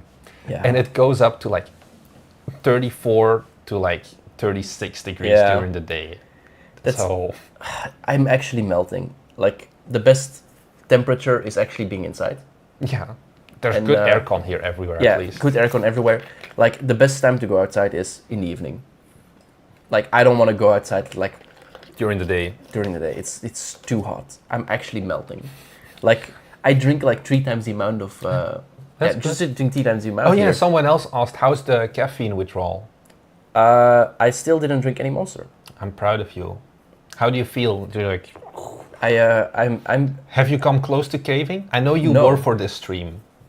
That was not very close. It was more a joke actually. Okay. The thing is, I still drink some caffeine. I drink like Coke. But that's He it. drinks Coke at 5 a.m. It's like, What do you want from me? I But don't. I still didn't drink any. But wasn't I going to get an allowance if we get a certain amount of Yeah, if we got $100, you would get some fried chicken. fried chicken? I thought Monster. No, Fried because chicken I buy anyway. I have a streak of have you fried tried the chicken every famiciki day. yet, or only the karage? Because that's a question now. If you tried the kombini chicken. I bought one in 7-Eleven. That's not as good as the famiciki. Yeah. I only bought one in 7-Eleven. Like, two. One spicy and one normal. Which one was better? Honestly, they kind of taste the same. Perfect. That's probably not a good review, but whatever. But yeah, I'm still clean. So for tomorrow? What are you doing tomorrow? No, wait. Yeah, tomorrow it's 2 weeks. No, today is Sunday. Yeah? A few more days. But last time I drank it was on Oh, On last time Monday. you drank. Okay, I thought since we came to Japan. No. It's been last night I drank a Monster was 2 weeks ago then tomorrow. So I'm proud of myself. I'm proud. Are you proud of me? I'm always proud And then of I you. go back to Belgium and I go back to Probably Monday. like a monster every day. Yeah, no withdrawal symptoms at all, right? Yeah. Cold turkey, he can do it. Yeah. I would have a question regarding Unity Runtime Fee. What is there to ask? It doesn't exist anymore, but sure, go for it. In the meantime, Thomas, Ooh, what do you want me to do? do you want to talk about why YouTube is not a great way to get wish lists and you need to do marketing on another way? He's looking at something on my screen. You can say no. You can talk about it. No, let's not do it. We've already trashed him enough. But he seems like a nice guy. I don't know. Yeah, maybe. People are like, who the hell are they talking about? Guys, in the long term, do you see the studio making a bigger main project with smaller projects alongside? Are you full steam on Guild Architect, or is there a new game as well? It's I go drink a bit. You can answer. we still don't know fully. It's complicated what we want to do. Because if I talked about this, I think in our Discord as well before. If Unicycle Pizza Time would have failed, it would have been easy to just keep working on Guild Architect. It was like, okay, we tried it doesn't work. Big games are the future. But now suddenly we have Unicycle Pizza Time, and we're at almost 10k gross now. Like, we keep making money even after that video was released. And it's like, how big is the chance that like the 1 month game versus the 1 year game, like the 1 year game will earn 12 times as much? It may as well just earn like less. So, I know another dev we can talk about, Thomas. Can you go to Gamealytic? Just for you. Are you logged in, by the way? Because we have Gamealytic Premium now, which gives extra stats. Don't think so. Okay, clearly not. I can log in if you want. If you just give me some time. Yeah. No need to log in. You sure? Yeah, it's fine. And there was this game we covered on the 4chan demo day. Marmo Reel. And it was a game that I think It was good. we put it in S tier and everything, right? Yeah. And the dev was like really nice, 11 years of dev time and all of that. and it made 2.9k and it sucks. And 4.4k outstanding The wish game list. doesn't suck. The stats suck. Yeah, the game doesn't suck, but it's just like seeing someone spend that much time on their game and then get like 2.9k is like, okay, cool, you got something, but it still hurts me because I know the pain of working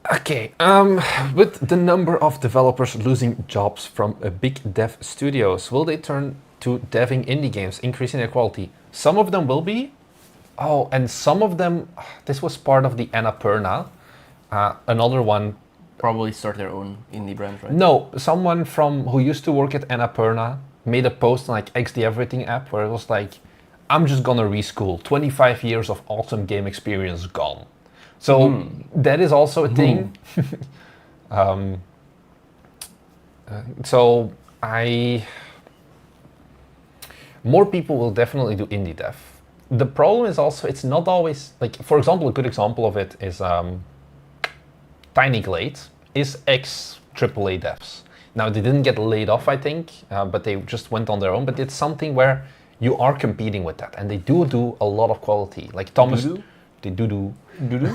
Thomas Stewart, as far as I remember, he's a ex like triple or like larger dev as well, going indie as well. So some people, normal software dev is brutal now as well, though I've been hearing to get jobs in, at least in the US. I don't know how it is in Europe, but in US basically there's this whole problem as well of AI completely taking over the recruitment process, where it's like AI versus AI, where someone's like, I use an AI to submit 1,000 job applications a day. And then you have the problem that the company gets so much more job applications that they also are like, I use AI to screen all of the job applications I get. And it's like, there's no human involved in it anymore. So it's rough in that regard.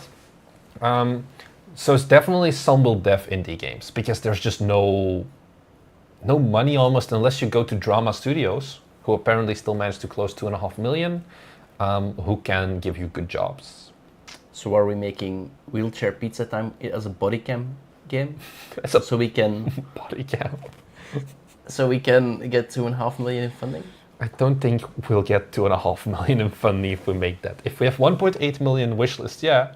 But we could also just release the game then. Tempting. Something to think about. I'll think about it. Yeah.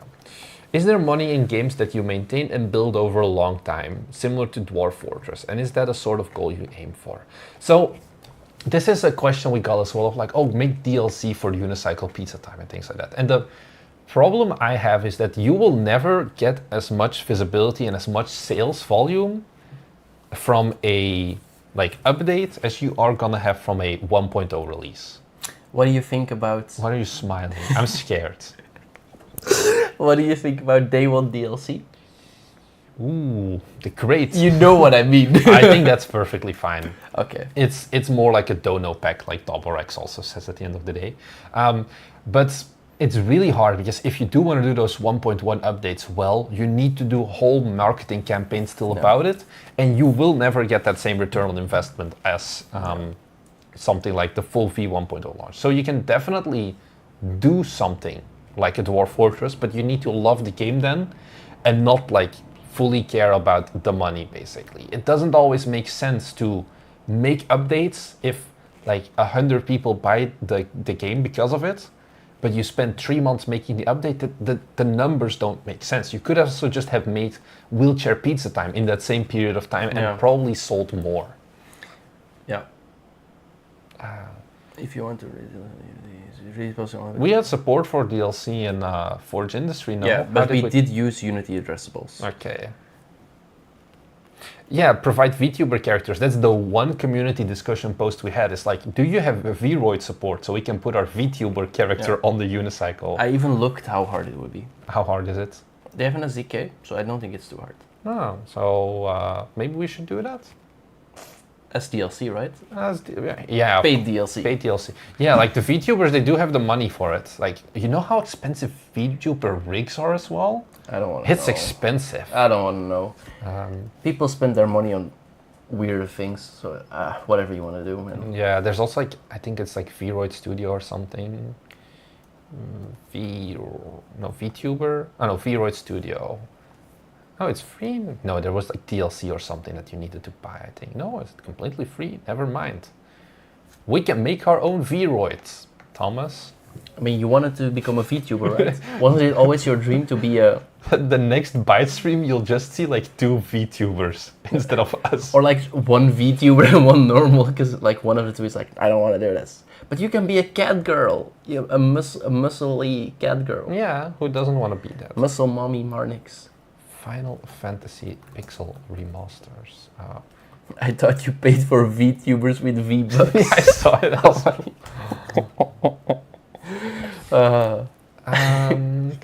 So those minimalist capsules are actually kind of, I don't hate them. I think they don't work well for Steam if you're doing a brand new style of game.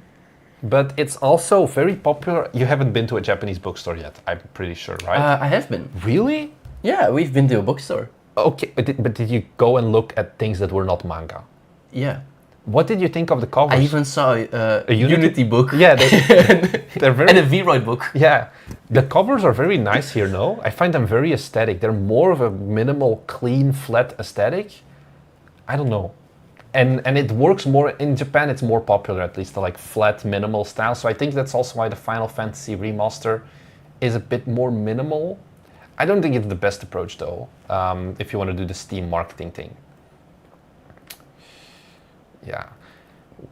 Premium sound effect websites for games. So we use Artlist. Some people are, oh no, Artlist has not good license. I think Artlist has good license. I think it's affordable. I think it is good search. It's always gonna be garbage, or like not garbage. It's always gonna be a mess because if you buy as like sound effects from things like Humble Bundles, often they are stolen, or like that has happened multiple times, or they're also not like correctly licensed and everything like that. So yeah, but Epidemic sounds, yeah, like the YouTuber ones generally they have a version where you can use it for not just YouTube channel but for like everything. Yeah, and you have the asset store as well. There's quite a bit of music. Yeah, it's a great music. It's sound effects though. Oh, sound effects. They also have sound effects. Yeah, they also have sound effects. But it's usually packs. Yeah. That's the only thing. So, yeah. What else are we going to talk about? We can't start more drama. I mean, you can if you want to. I don't want to. That's a first. Yeah, what has been going on otherwise? I've just been making videos. And Are there any hype videos going up that you want to share with the people already? Let me look. So one video video series actually that we'll be making relatively soon. Melon Pan tier list. No, that's not a series. As you know, I'm like me and Steam, we're like super close now. Yeah, he's single-handedly responsible for adding QQ as a platform. I'm gonna put that on my resume. What I mean is, I've sent them an email once of like, hey, what is under the NDA and what isn't? Because they sent me an email of like, hey, have you ever made any videos about Steamworks? I sent them back like, no, because it's under NDA, right?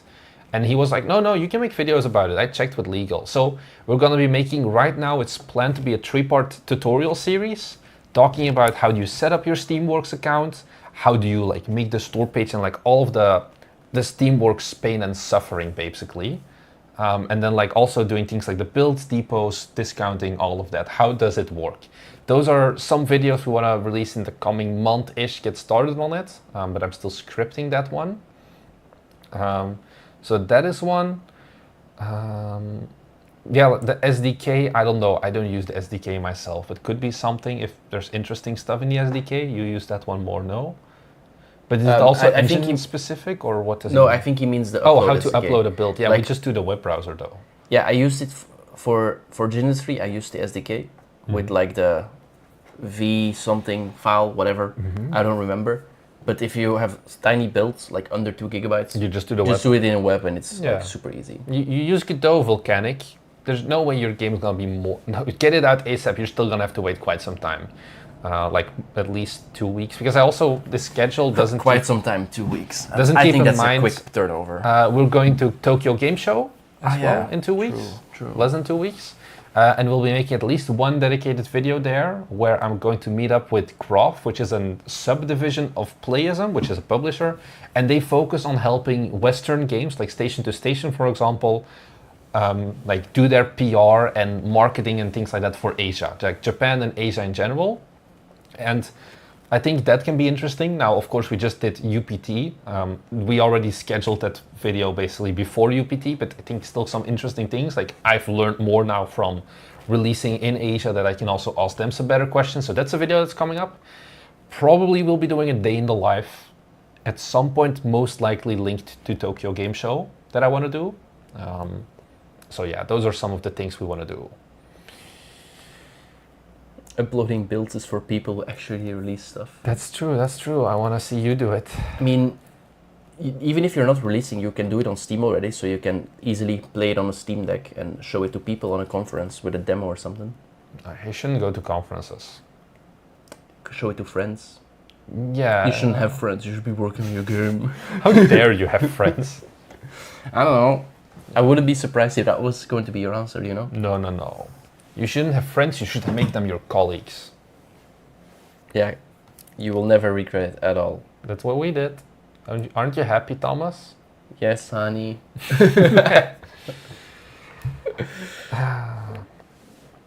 All right. You guys are quiet. I mean, viewers are lower, so I think we really need to do our streams earlier. We started at 6 a.m. today. What is the actual time we do it in Europe? 8 p.m. Yeah, but converted to here. 3 a.m. We're not doing it at 3 a.m. Why not? The thing is, the stream I did at 5 a.m. Yeah, like Volcanic is going to go sleepy, bye-bye. What was I going to say? The Steam you did at 5 a.m. Yeah, that one we pulled in 120 viewers still. Oh, so it's just BiteStream is falling off. We should stop doing BiteStream. No, because it's just too late. Like at this point, 7:40, I ended the stream because I also started noticing a drop in viewers. So you think it's just the hour? I think it's the hour that we're like right where the US it's still too early, but the EU it's too late basically. I think that's it. So yeah, we'll probably try an hour earlier next week, even though it will be pain and suffering.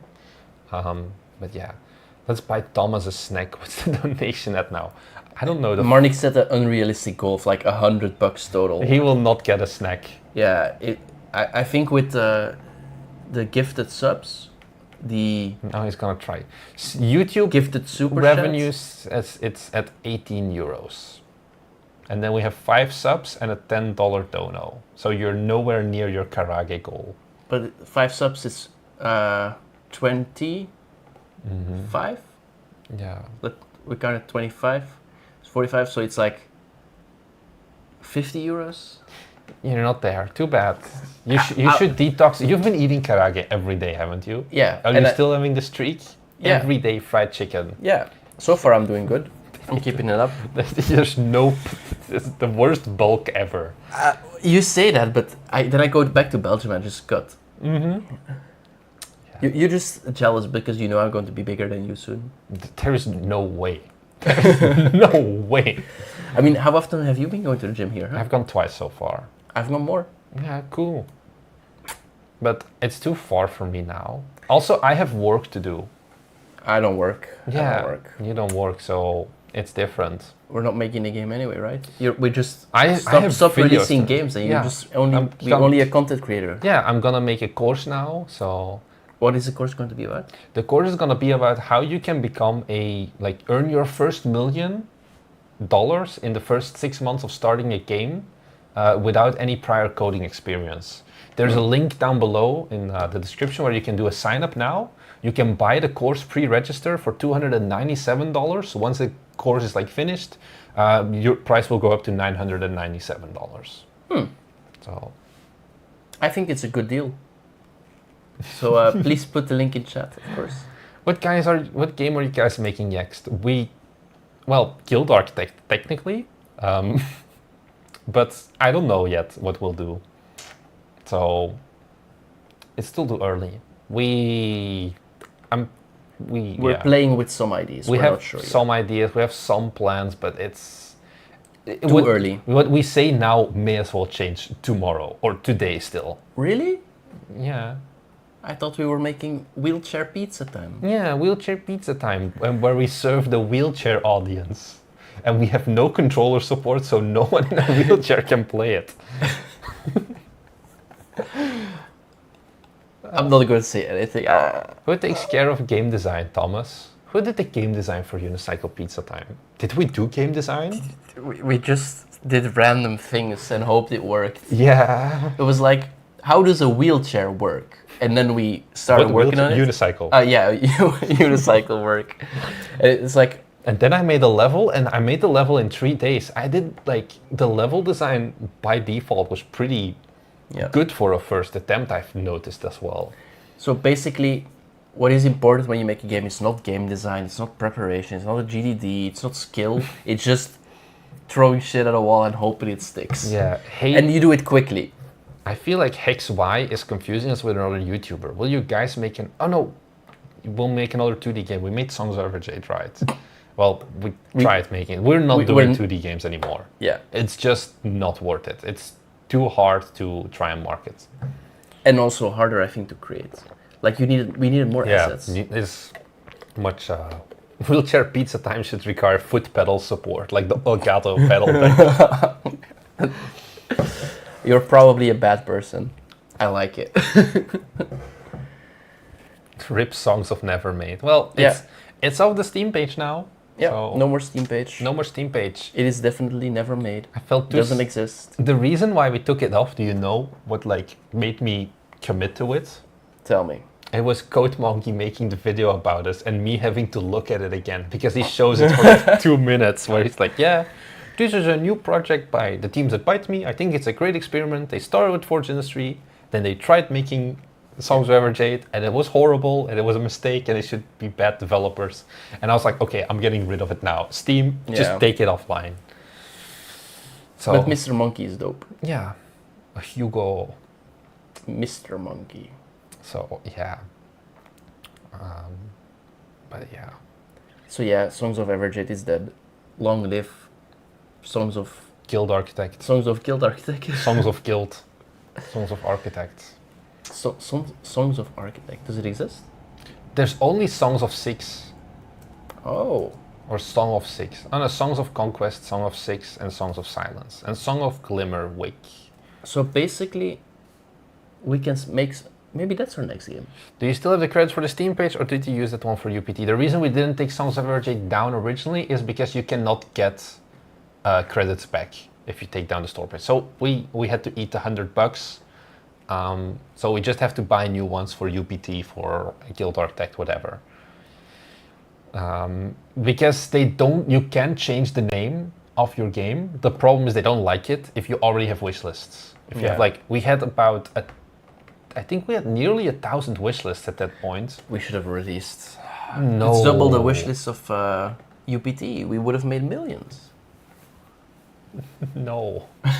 Also, very funny, we lost so many wish lists, like negative, like people removed Forge Industry from their wish list once we released the video about Unicycle Pizza Time. Like nobody bought the game, but everyone went to Forge Industry and removed it from their wish list. They just remembered, oh yeah, this is the thing. And this game exists and I will never buy it. Get rid of it.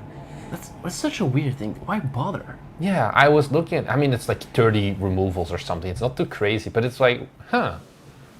Because we didn't go on sale or anything. Let me see. Can I find it? Maybe it's 30 people who bought the unicycles and hammers pack. No, we got 2 people who bought the bundle. Yeah. Wow, 6.5% conversion rate. We're at 14% for Unicycle Pizza Time. We really sucked. I mean, we still suck. Like wishlist deletes. Oh no, it was before. It was 7, 7, 6, and then it crashed again. No, it was on discount here, I think. Maybe. I don't know. Yeah. Well, we've released that game, and we've released the second game now, so we're doing pretty decent, I guess. But it's a calm one, guys. Nothing to talk about. So now you understand why last BiteStream wasn't too long either? Yeah, but last BiteStream you had even less viewers, if I remember. Yeah, so we have even less to talk about. We should start earlier. 4 a.m. BiteStream. Maybe. 3 a.m. BiteStream. 3 a.m. BiteStream? No. Because then I can just go sleep afterwards. Oh, you would just stay I would awake probably until just stay 5 awake. a.m.? My God. No, 3 a.m. Yeah, 3 Yeah, to we 5. started. Yeah. But we do the 4-hour BiteStream then, like last time in Belgium. So it would be from 3 to 7 a.m. I think that's still better though. Then waking up earlier? Yeah, then waking up at 2 a.m. to stream at 3 a.m. I did William. I told Thomas, yeah, come to my place. No way. He's too lazy. He could I'm not going to walk for you could be 40 minutes. You could have been my little spoon. I don't mind. I invited you to sleep here. Yeah, I know. You didn't want to. No, I know. I like morning walks. It's the only time when it's not 36 degrees outside. Yeah, but Marnix is healthier, William. Yeah. Don't you love having Marnix here? I thought you liked the guy. Oh, what did we get? A follow. Woohoo. Trigal, thank you for the follow. Trigal. So, yeah. This reminds me, by the way, anyone who is watching on Twitch, Oh yeah. if you have Amazon Prime, because we asked this before, if you have Amazon Prime, you can do an Amazon Prime sub. It supports us completely for free, and you just link your Amazon Prime account to your Twitch. However, it expires every month. You have to manually go back to our Twitch channel and go and follow again. So if you did it last month, do it again this time. That also includes people sitting in the same room as me right now, who might have hear me right now. So basically, do the Twitch Prime sub again if you... Oh, Ferenc is Trigal. I see. Also, oh, okay, that was a very slow Streamlabs bot. I feel like it's too early for him as well. But if you have supported us previously with Amazon Prime, click the link and check, because most likely you can resubscribe using Prime as well. And it just helps us a little bit. And you don't have ads. Do we have the... Oh, do you not get ads for... If you're subscribed, you don't get ads. I didn't know that. Do you guys have the option to run ads during the stream? We do. I can click a button here to insert an ad. You can also... You want to show the people? No. Yeah, we don't do manual ads, basically. No, we try not to. So. Define sleep alt. Thank you for following. Although he was also on YouTube, so he just came over. Still, thank you. Thank you. That's what we like. How many people do we have on Twitch, actually? I haven't really been following about them. 50. Oh, Define Sleep. He did the Prime sub. That's how it's supposed to what be. a homie. Run the bags. Marnix. You can just, if you want to see that. Oh, that's too far away. But thanks for the Prime follow. Run the ads, get the bag in, my opinion. It's like not even €1. It's like literally like mere cents. It's not worth it. So yeah, like even from like the YouTube ads, you also don't earn that much. We just do it to hang out with you guys. Oh yeah, what I wanted to say, I did the stream at like 5 a.m. previously, right? I just went to sleep at 9, woke up at like 4:30 or like 4, I think. Did the stream until 7, 8, and then just slept for another 2 hours. I was like, am I switching to polyphasic sleep just because of YouTube? But anything for the views, anything for you, lovely people. So that's what we can. It was another video that I wanted to make once, right? I told you this, I think, like day in the I made a video last year in Japan of like living like Hideo Kojima. Wayne Clark, thanks for the follow. Yeah, we should do one now where we're like living like a salaryman for 1 week. Oh yeah, you mentioned it. Where we just wear suits every day and we go out drinking until midnight and then sleep 4 hours and then go back on stream in our suits every day, like 16-hour work days. Would be quality content, no? Yeah, I think it would be a great idea. Yeah. Thanks for the... Wow, there's coming a lot of follows. Mr. Tiago. Sun. Mr. Tiago. Okay. Oh, Sun. no. What is it? When do you say sun? When do you say kun? When do you say chun? So it's the... I know it's Thomas Senpai for you. No. So it's the concept of Japanese honorifics that you're talking about.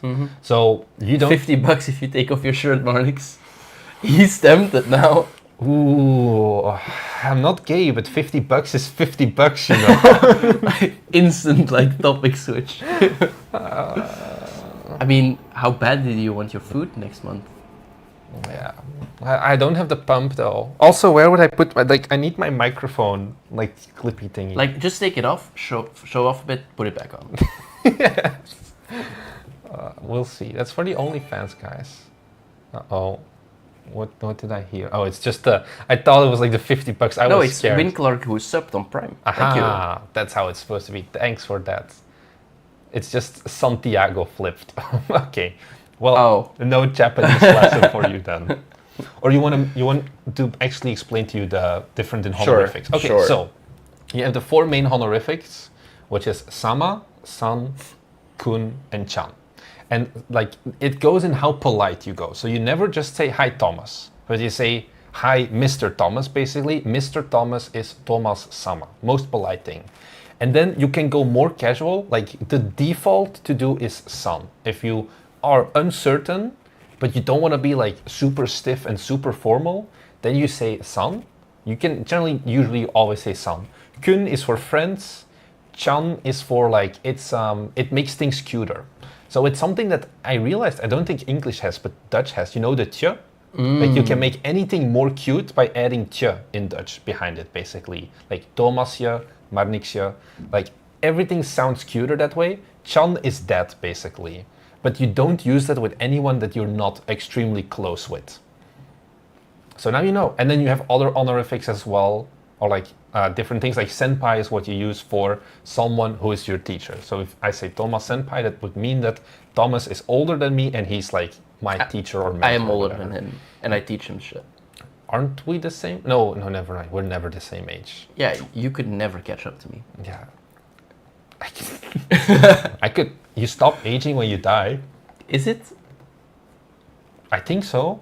If you I die, mean, in theory, my body is still. yeah, but if you people don't celebrate your birthday anymore when you're dead, right? Like if Like people celebrate my birthday now. we celebrated your birthday. That's true. Yeah. Well, not really. We celebrated your birthday though. Did we? We went karaoke. Oh, was that for my? Oh yeah, that was for my birthday. Yeah. It was my birthday, guys. Yeah. That's why he wasn't here last week. It's- It's Chan, not Chun. Yeah, but it's kun, so it's different. Yeah, Chan and Kun is different indeed. Yeah. Maar niks sensei. Uwu, maar niks Chan. Ooh, Uwu, you're better at it than me. uwu. Do you know why I'm good at it? Because I said it so often when we played Sparm in League. Because you have the uwu blaster. And that's actually true. And it evolves into the owo. Okay, I can't do that one. In the owo blaster. And every time I picked it up, I let William know I had the item by saying uwu. Yeah. Anyway, I'm 24. You're 26. I'm 26. Yeah. So if you die now in 1.5 years, in 2 years I'll have caught up to you. Never mind. That uwu should have been 10 subs requirement. We should make it the custom sounds. I know a lot of like Oh, yeah. streamers do like ooh woo. I mean, yeah, we can do that. Yeah.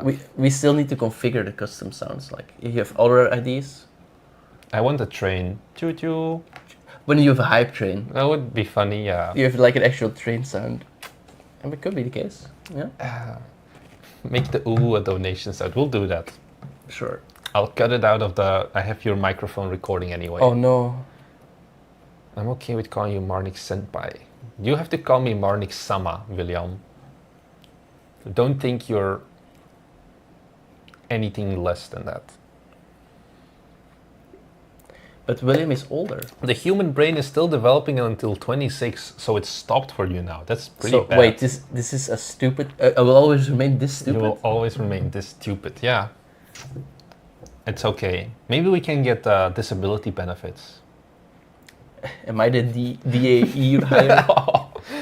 And this is how Bite Me got cancelled. You started it. No, the Belgian government gives you benefits if you have someone who is lesser developed and you employ them in your company. So maybe we should just try and get government grants that way, because we sure as hell aren't getting them any other way at this point. That's true. So why is it you think everyone hates you? Hates us, sorry. because they hate us because they ain't us.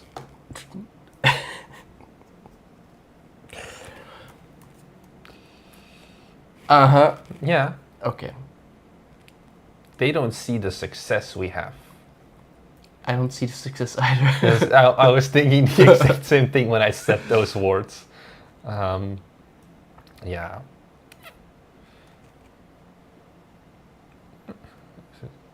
I hope I don't get dumber with age. Hope isn't working. That's what we call. That's one thing that I do sometimes wonder. Do you have like young dementia? With how bad you are at remembering things. Like, I basically have to go full on Memento, it's a movie if you've seen it, on you whenever I want you to do something, and it's not in the next 3 minutes that you'll do it. I don't think so. I think I'm just very carefree. I like say something and he forgets it. If I do not put it in like his dedicated little like don't forget this thing Thomas corner, and I make like a big thing and I remind him of it, he does not do it. Do you have brain rot? It's from all those TikToks you've been watching, haven't you? I haven't opened TikTok for like 3 months, and then I use it like 1 or 2 days to like the Bite Me Games videos. Oh, this is a good one. I've gotten so many good goddamn questions about it. Jonas Tyroller made a video. Did you know, Thomas? Jonas Tyroller made a video. I got so many goddamn DMs. Hey Marnix, what do you think of this Jonas Tyroller video? I think it talks about UPT. I think it's very good. And it's like, I think you should fucking shut up, because I am so sick of all of the Jonas Tyroller like things that I get. I got another one this night. Who? You're dumb. You should actually just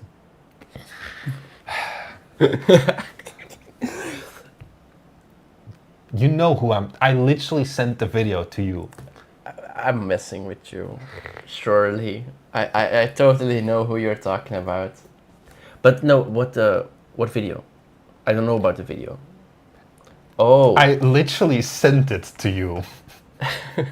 This is what I mean with young dementia. If he was not watching it in the first 3 minutes, he just forgets I even sent it to him. I just didn't see the message. I sent it in the Bite Me Games channel with all the work stuff. Yeah, but I haven't been in the Bite Me Games channel. I've been in the it's specific also been games shared channel. 3 times in the general Bite Me General on the main server. I assume we were watching Naruto, and at that time I was like, I'll watch this later, and then didn't. You know who? Do you legitimately not know who Jonas Tyroller is? Maybe. This is what I mean, guys, with young dementia, because you know him. I tier listed him. He tier listed him. But I need to see his videos. My God, I can't believe I have to do this. Oh yeah, I know who it is. I see his face. I know. Yeah, it's the guy from Thronefall. It's the guy from Thronefall. Yeah. Okay. And he made a video. Okay, we're finally here. The brain rot has subsided. God damn. This is what I have to deal with every goddamn day. Thomas Biden. Sleepy. I mean, yeah. Thing is, I have to do so many things. Marnix asked me so many things. It's hard to keep track of everything. Yeah, should I not share the video? Like, he's opening the video. I'm gonna send you a timestamp of one thing here, where I'm gonna find it.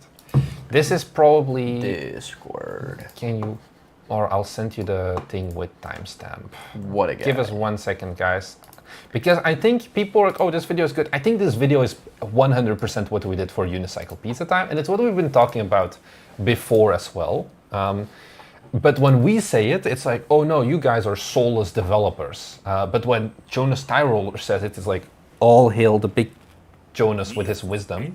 Oh, we get it. We have to first watch how A Japanese ad. This is quality content. Okay, pause it. So, share your screen. Oh yeah, that's a good idea. Good idea. So we have these things where Jonas Tyroller says you need to worry about these 4 things before you even start with the idea. Or like before you even start working on prototyping and all of that. First thing is fun, and fun is also referred to as flow state, which when he said that, I was like, yeah, we know this, because one of the things where you look at Unicycle Pizza Time and you're like, how is this fun, for God's sake? But the thing is, you enter a flow state when you play Unicycle Pizza Time, because you just zone in and it's just you, the unicycle, and traversing the terrain, and it becomes fun.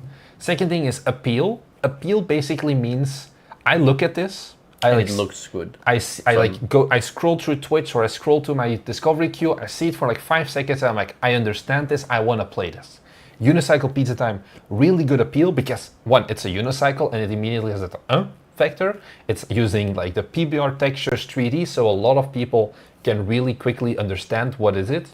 Scope is very small, and then the monetization is just, yeah, lowly priced to just get more. And then he talks about like a bit more things, but basically he talks about how you shouldn't make a good game. You should make a game that the algorithm wants. And what the algorithm wants means what the Steam Discovery queue wants or what YouTubers want. And once again, here I quote in the video I made back in May, talking about marketing and reaching out to influencers. I talk about marketing starts with a game that is marketable for others, that other people want to make content about. Because when you're doing, like when you're sending an email to a content creator, you're doing a deal basically. And you say, hey, I'm getting wish lists and in exchange you're getting views. And I can guarantee, well, guarantee quote unquote, you don't actually guarantee numbers, but it's like, I can guarantee you that this video will perform well. So you get more views, so you get more subscribers, so you get more revenue, and I get more wish lists, and it's a win-win. So that's basically what they mean with the algorithms is new marketing.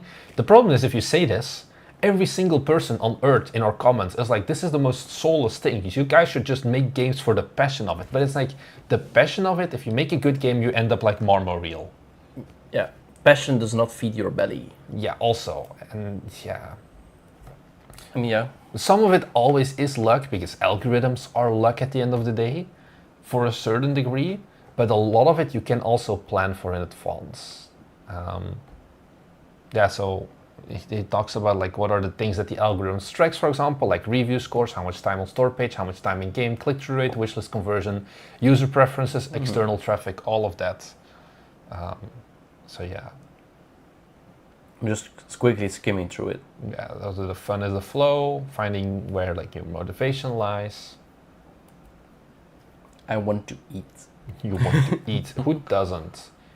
And then yeah, do something better, do something different. I think it's a good video. I think if you're a Byte Me viewer, you already know all of this because you're a smart person, right? Yeah, maybe the play would be to make a game to sell out and then use the funds for a passion project. Yeah, but you need to make a lot of money then. Yeah, then you need. It's easy to say just make a sellout game. It's sellout studios, but even then it's a lot of work. And no guarantees. No guarantees, indeed. And can you pull up another game for me? Damn, we're showing so much today. Sure. I mean, I've showed it on stream before. Null Corp's Ordeal. What? Dear developer, you've chosen the literal worst possible name for your game. Null Corp. Nolgorp. Ordeal? Ordeal is like one word. It's English. Oh. I thought it was Ordeal. Yeah, that one. Oh, Null Gorps. Okay. This game came out the same day as Unicycle Pizza Time. It's a precision platformer. It's like only up style, but it's with PS1 style graphics. And this, the only reason it has 10 reviews is because the developer just wanted to go and get the 10 reviews, ask people on 4chan and things like that to like, hey, please review my game. And it's like Unicycle Pizza Time. It's for furries. Yeah, I mean, he's on 4chan, of course he's...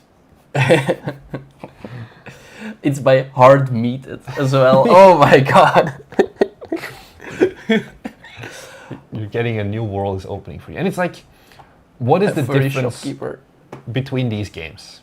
Like, between Unicycle Pizza Time and this. Like, both of them UPT's better. Yeah, but like, let's give constructive, good tips. Like, both of them are, at the end of the day, streamer-based games.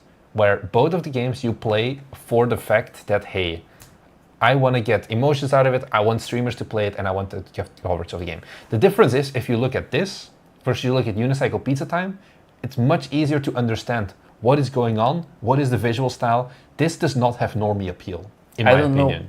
I don't know what is going on right here. Choose, trade.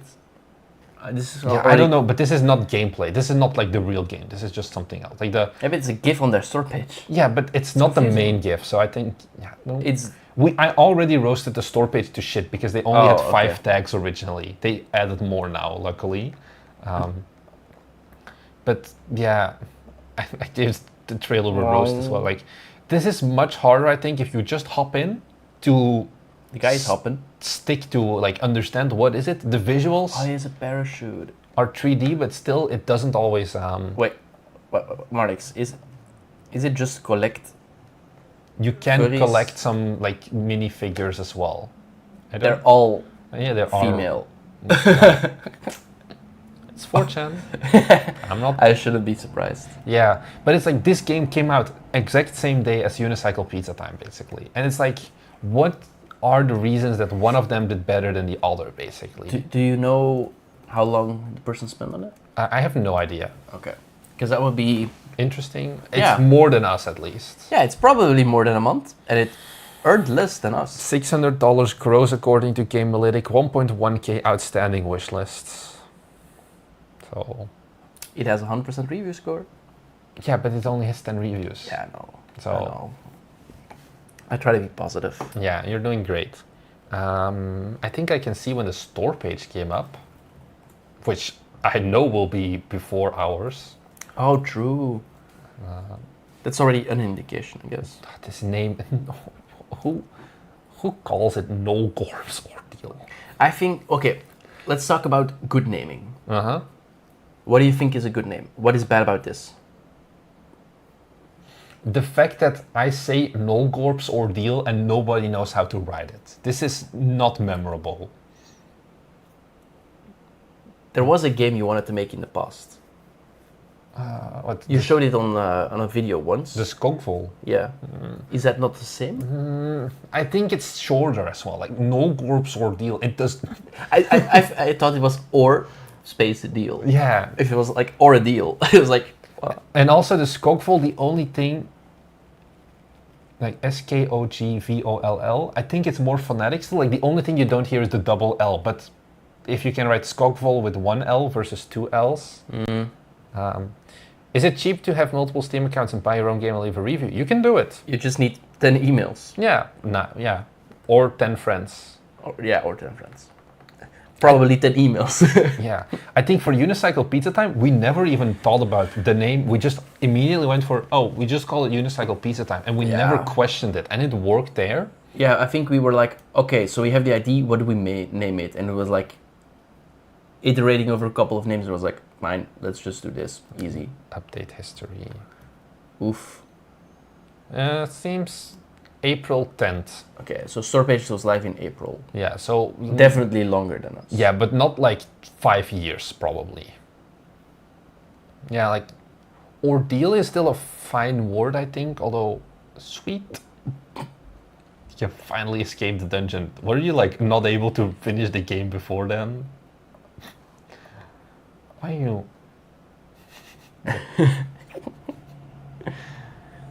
There's a comment. Oh yeah, this was something as well that I wonder. Glorbing, they know. What? Okay, sorry, yeah, you wanted to... Originally, this dev also had like submitted his trailer or something for like the feedback in like the Improve My Game on our YouTube channel. And it was originally scheduled for the 6th of September. And they ended up releasing the game a week earlier. Bless you. Because they were like, oh, the game is done. What do you think of that approach? Don't. Yeah, it's like if you have a release date, why would you release earlier? It just gives you less time to... Yeah, either bug fix or just wait a week. Yeah. I think it's weird.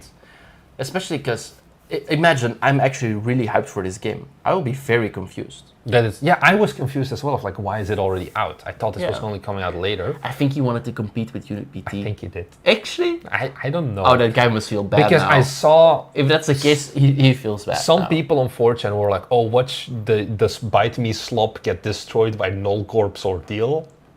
Too bad. Well, better luck next time. One guy on a unicycle beats everyone. Yeah, it even beats Concord.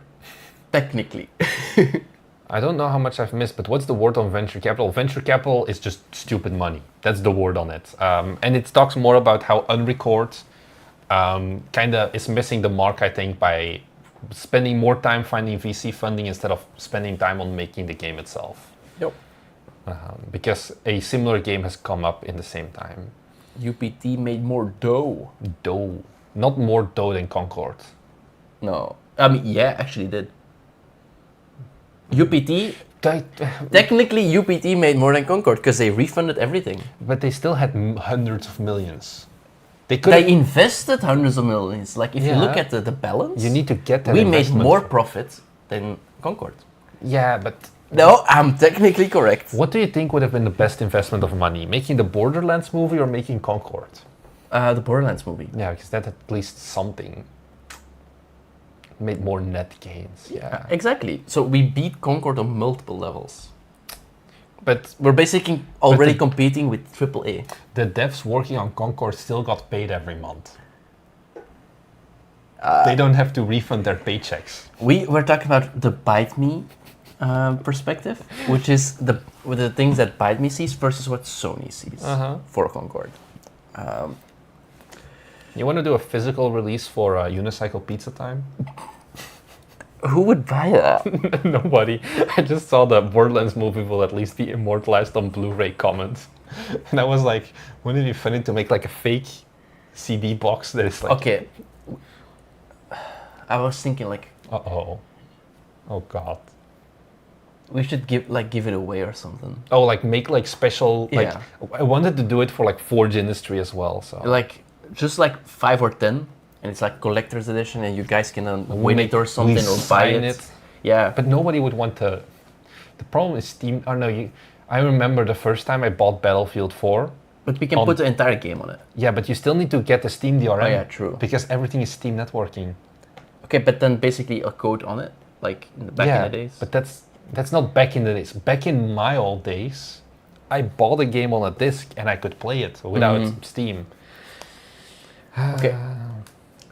I think it would be a fun idea though. Yeah, but I'll look into it when I'm back in Shipping is probably more pain now, but... Yeah. Oh, I wouldn't ship it. I would just have it for myself.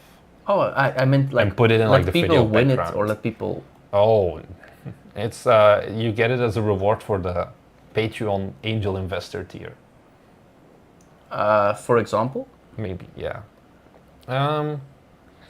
Wait, I guess in my mind, someone owning a stake in a company removes agency to make a decision, and that's scary. Also, how much ownership on average do they want? That's not really what we were talking about, Vankel. It's more about the fact that you had the game Unrecord, and it came in 1.8 million wishlists in like basically a week. Number 11 most wishlisted game on Steam right now.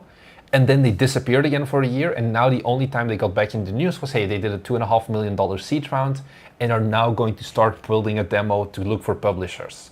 Whereas in that same time, between them coming out with like, they were the first to market with the idea of the body cam style, high poly, like high visual style game, Body Cam has come out in the meantime, Unrecord Body Cam, copied basically the exact same thing as Unrecord, was just first to market and made $18 million from it. And now it's like, I feel like the VCs are doing a bad investment basically. It's kind of the idea that was the entire topic basically. Yeah, that's like the thing, like we have like the CD boxes of Unicycle Pizza Time, like if we go to an event, like we go to... Yeah, giveaway. Like, it's like, oh, you want a copy of Unicycle Pizza Time? Because I have like a whole stack of CD drives still that I will never use realistically. Do you have a burner? I do, of course. I still have one. But we need to like have art on it or something. People ask me like, oh, Marix, what games do you play? I occasionally go back to like my old school games that like played on like Windows XP. There's like this S-tier game that teaches you how to play chess. I know this is the most boring shit ever, but it's like a video game where you have to escape a castle and you have to play chess to like go through the levels and get better at it. Yeah.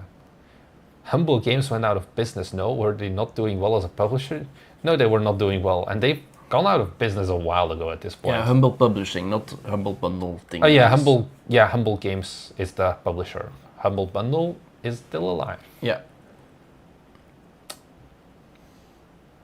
So yeah, Humble Bundle is still a thing. For better or worse. No, it's pretty good. Did they have some good bundles? I think they had a pretty decent... Yeah, Code Monkey shouted out their bundle recently. Unity Bundler. No, I think like learning 3D modeling. And then I made a video where I was like, yeah, you should not learn 3D modeling if you're a solo dev working on the side. Great timing. Yeah, I'm sorry. We'll get there eventually. One day we'll know what we're doing.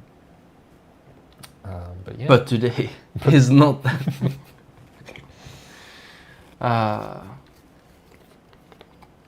Which modern game would you say is the current times ET? What does the current times ET mean? You know the story?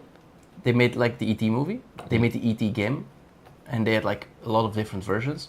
And there were so many of it. There's like a rumor that they like buried hundreds of thousands of copies somewhere because they never super evilly sold be that sold. many. Yeah. Okay. That's at least what I think he means. If we're talking about versions, it's definitely Skyrim. If we're talking about no one buys it, Buys it, but it's like super mass-produced. well, then it's gotta be Concord because they're not being sold anymore. Yeah. The good thing is there's like less risk now because you don't have to make CDs anymore. The thing is also this was some news from Belgium. Game Mania has gone bankrupt. Yeah. Like the Belgian version of GameStop. So basically, you can no longer like or you can go to like some children's stores maybe, but like our GameStop standard style is gone. So I don't think buying a lot of discs is done anymore. What do you think is the worst game ever made? The worst game ever made. The day before is Modern ET. I don't know if they even ever had CDs, if they ever had a publishing contract for it. ET was mass-produced, but the game was so bad that shops couldn't even give it away for free, so it got dumped in landfill. See, that's the story I mentioned, but Concord. more concrete. Yeah, much more coherent. You're truly Joe Biden. What do you mean? I remember this. This one sentence was much clearer than what you were talking about. Okay, but he has time to think about it. I'm just like trying to explain you something, and Yeah. I have to bring it to your level. Anyways, So like, what's your next project? 2-month development, 1-month market? So 3-month dev no, cycle? we do 2-week development.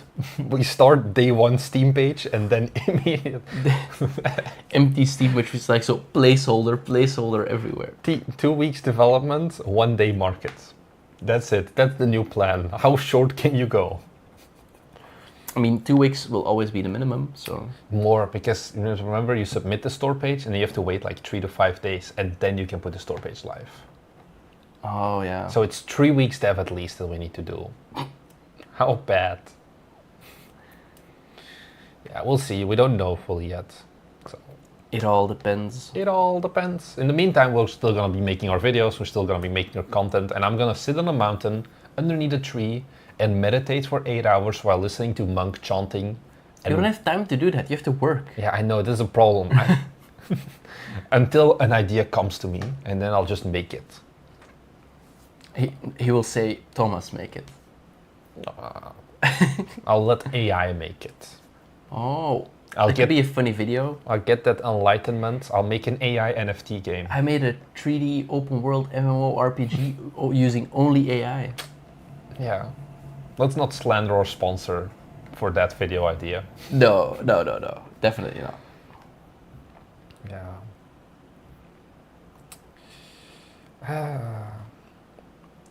3 months, not 3 weeks. 3 weeks on like pain. Yeah, a month is pain. I mean, Don't do it. Technically, I did 3 weeks because I had 5 days of Gamescom. And I was sick. And you got COVID after Gamescom. I went to Gamescom and then I was sick. The I hope I don't get it after Tokyo Game Show. The pandemic is real. But it's only for you because every time we like go somewhere, you get COVID, I don't.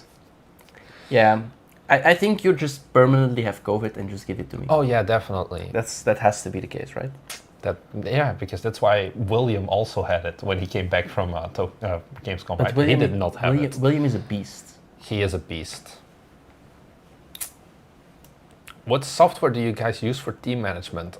What do you mean team management? So I guess you assume like Kanban board, we used GitLab for our main games before. Can you show our team management for Unicycle Pizza Time? Yeah, for sure. I think that's an interesting one. It's really advanced as well. So I think it's on. we were like, we want to be fast.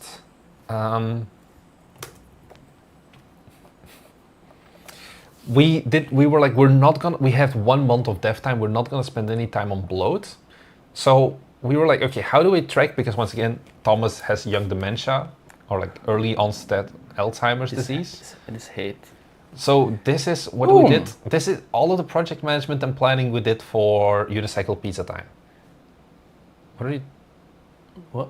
Oh, like William just wrote Discord, but I thought he meant like the Discord command, but I know what he's talking about. Keep going. We'll get there after Okay, this. basically we had a to-do, and then it was until like, this was the entire to-do at the start, I think. Yeah, and then I kept adding like new stuff. Yeah. When it's like, oh, we need this, Thomas, add this. Yeah. So you do not need fancy Kanban software if you're doing like, wow, the list is longer than I thought. Yeah, it's actually...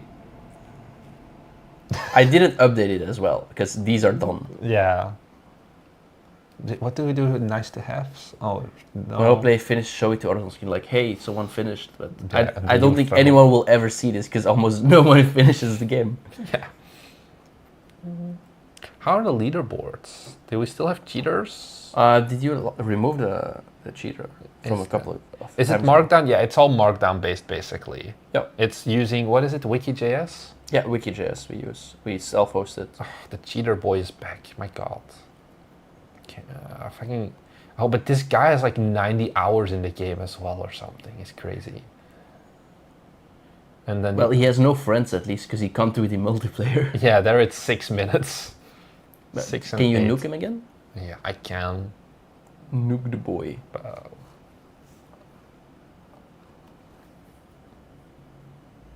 So the thing from William was, what will you do if, whilst you're in Japan, Belgium suddenly bans Monster Energy?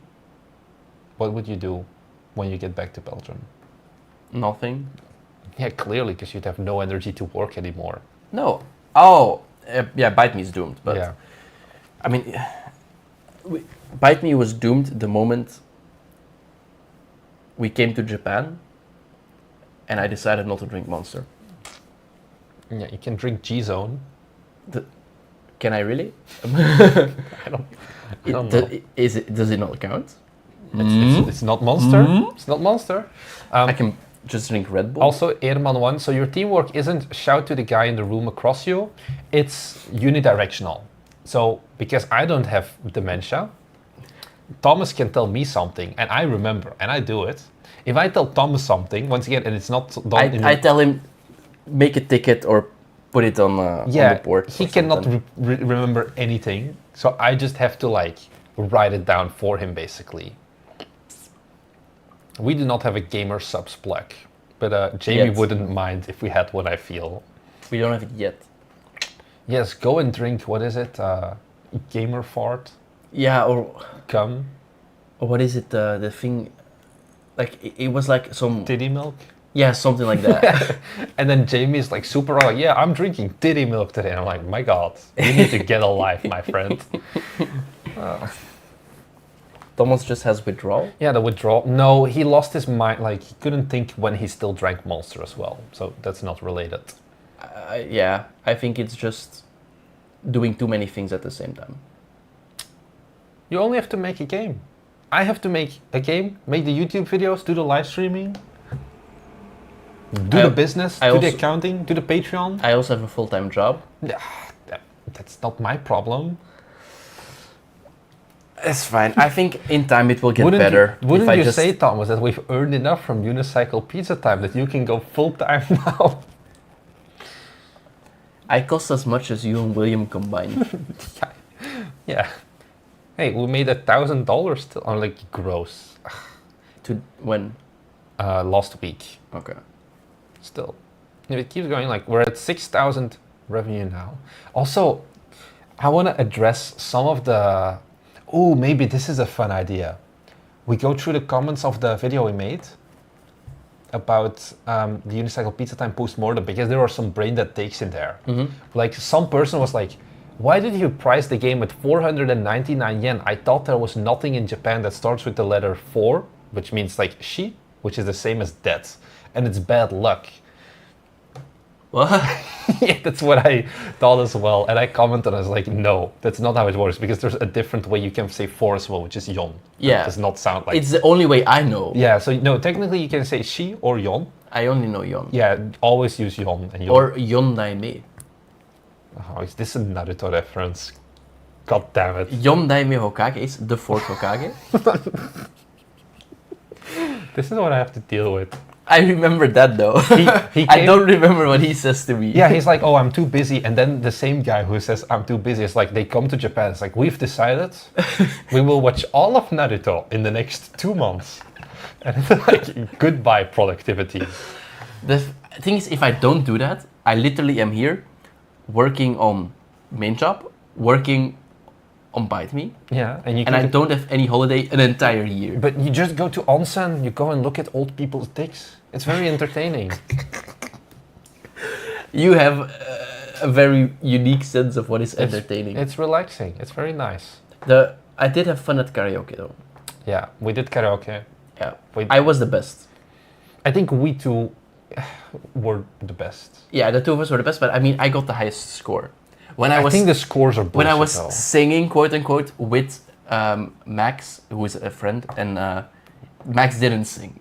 That's why I had the highest score. You need confidence. Can you pull up our comments, actually? I think it's a good Sure. idea, because there's some other things like the refunds people talked about.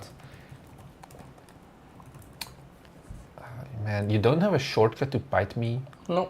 Why? Oh, they are live. They're live. Great content. This one, Who made a total? Yeah. they heard you. Sort by newest. That's always the best. And then share your screen. Boom. I'm gonna... Wow, 1 month. Can you zoom in a little bit more as well? Sure. My eyes are small. I need to look on your PC as well. Like, for example, like this comment, the 540 units unreasoned issues, frauds, MP. It's like, so many people are like, oh no, you've got so many refunds, but it's like, this is less than I expected, to be honest. Yeah, also half of them are people who think, The game is too hard. yeah.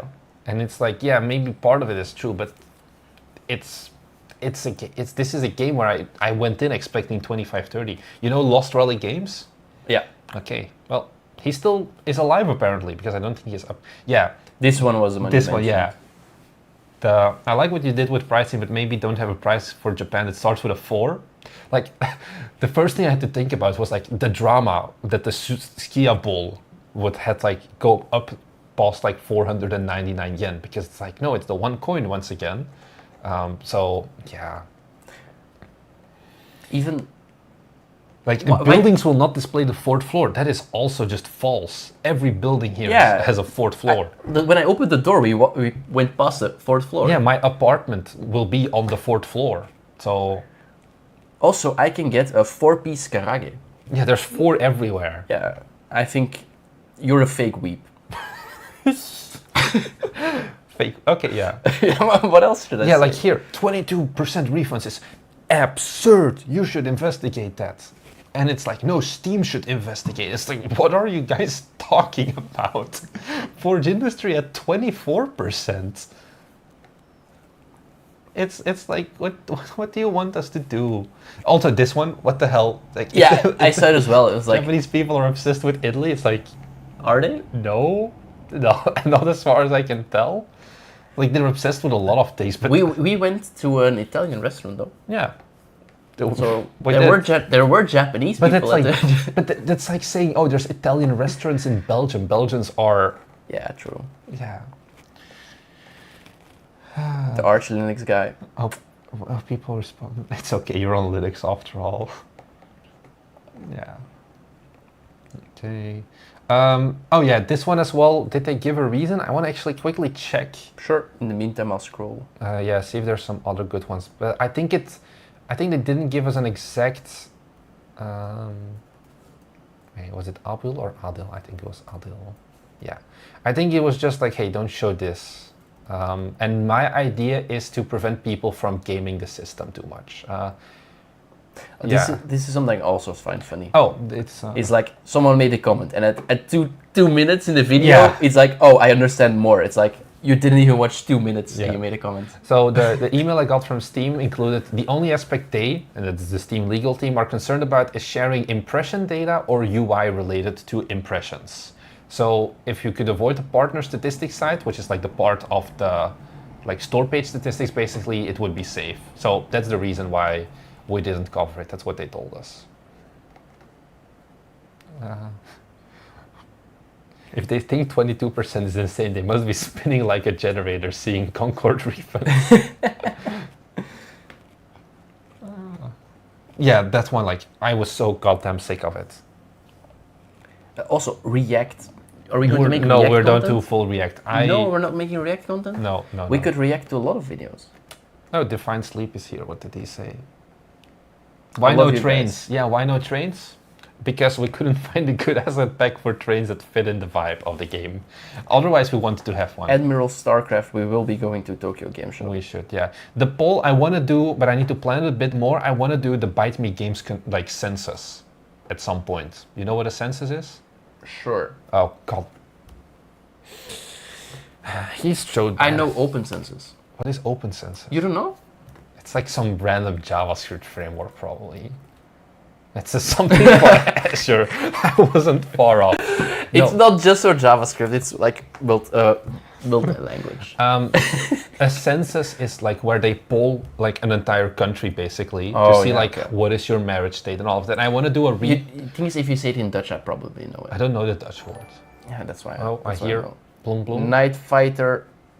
I assume it's 12 or Xi. Chi Night Fighter. Anyway, thank you for the follow. Thanks for the follow. Wait, I wanted to still say something. Go back up. This is also typical. You need to add Linux support to Linux players. Yup. Yeah. So yeah, I want to redo the poll because I don't know if there's gonna be much of a state, but there's also other things. Like for example, we More don't questions. know. Like, are you part-time game dev? Are you full-time game dev? I'm very curious about that as well. For example. And we probably also make it in a different format, no? No, I would still do it to YouTube because it's very easy. I don't think I would Fair. do like a Google form. No? We're never gonna get as much. Yeah. Yeah, it's higher. Like Yeah, the bar. the to bar is entry. higher. It's 12. Well, Night Fighter 12, not Night Fighter. You're Xi. great at reading Roman numerals. Thank you. I practiced at school. Yeah, me I too. remember that. Waiting for Code Monkey review. Well, Code Monkey was stuck in the wall, so he will never be able to make a review. Yeah, it was funny on his video. People Yeah, were like still stuck in the wall. It's like, yeah. This also LTake. If you're a Steam Deck support, you have Linux support. I don't know if that's like or like LTake. It's different. It's kind of true, but but it's also kind of false. What I mean with that is SteamOS does a lot of things outside, like for outside. There's a difference also. SteamOS is one operating system, Yeah. very easy to validate, versus Pop OS, Ubuntu, Like Arch, we didn't make Fedora. a Steam build. It's just using the Proton. Yeah, layer. it's just all and for Steam us. manages it perfectly, like SteamOS, and it just works.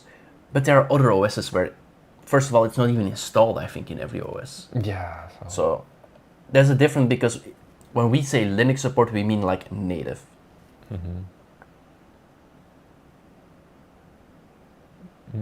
Yeah.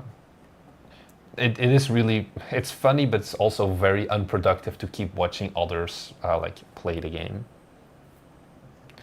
Not like EA, Bite Me Games. Yeah, good thing. Not yet. But EA makes money. Yeah, I think, and then these are the first ones. So we had most. Those are the hardcore people. Yeah, the hardcore. Oh, yeah. Why are the first two people like, oh, the refunds? But it's like 20. Also, where did you get the 25? We're at 22.5 right now of all Steam units. It's fine. So yeah. Yeah.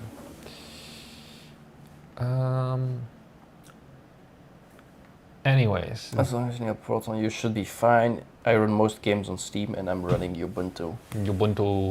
Ubuntu. I mean, yeah. Yeah. Probably. Are we part of a problem why, you know the chicken and egg problem with Linux?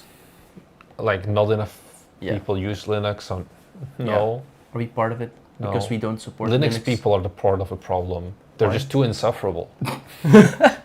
So you basically call the Define Sleep insufferable. No, I don't know. It's just too little. Like people are like, is Steam? Every year it's like, oh, is this gonna be the year of the Linux desktop? I just see a sad face. I still like you, Define Sleep. You're the exception.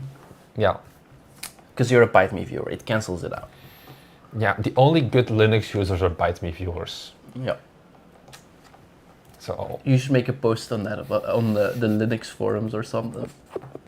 no, it's just there's too many other issues with Linux as well. We're not the problem. Graphics drivers are.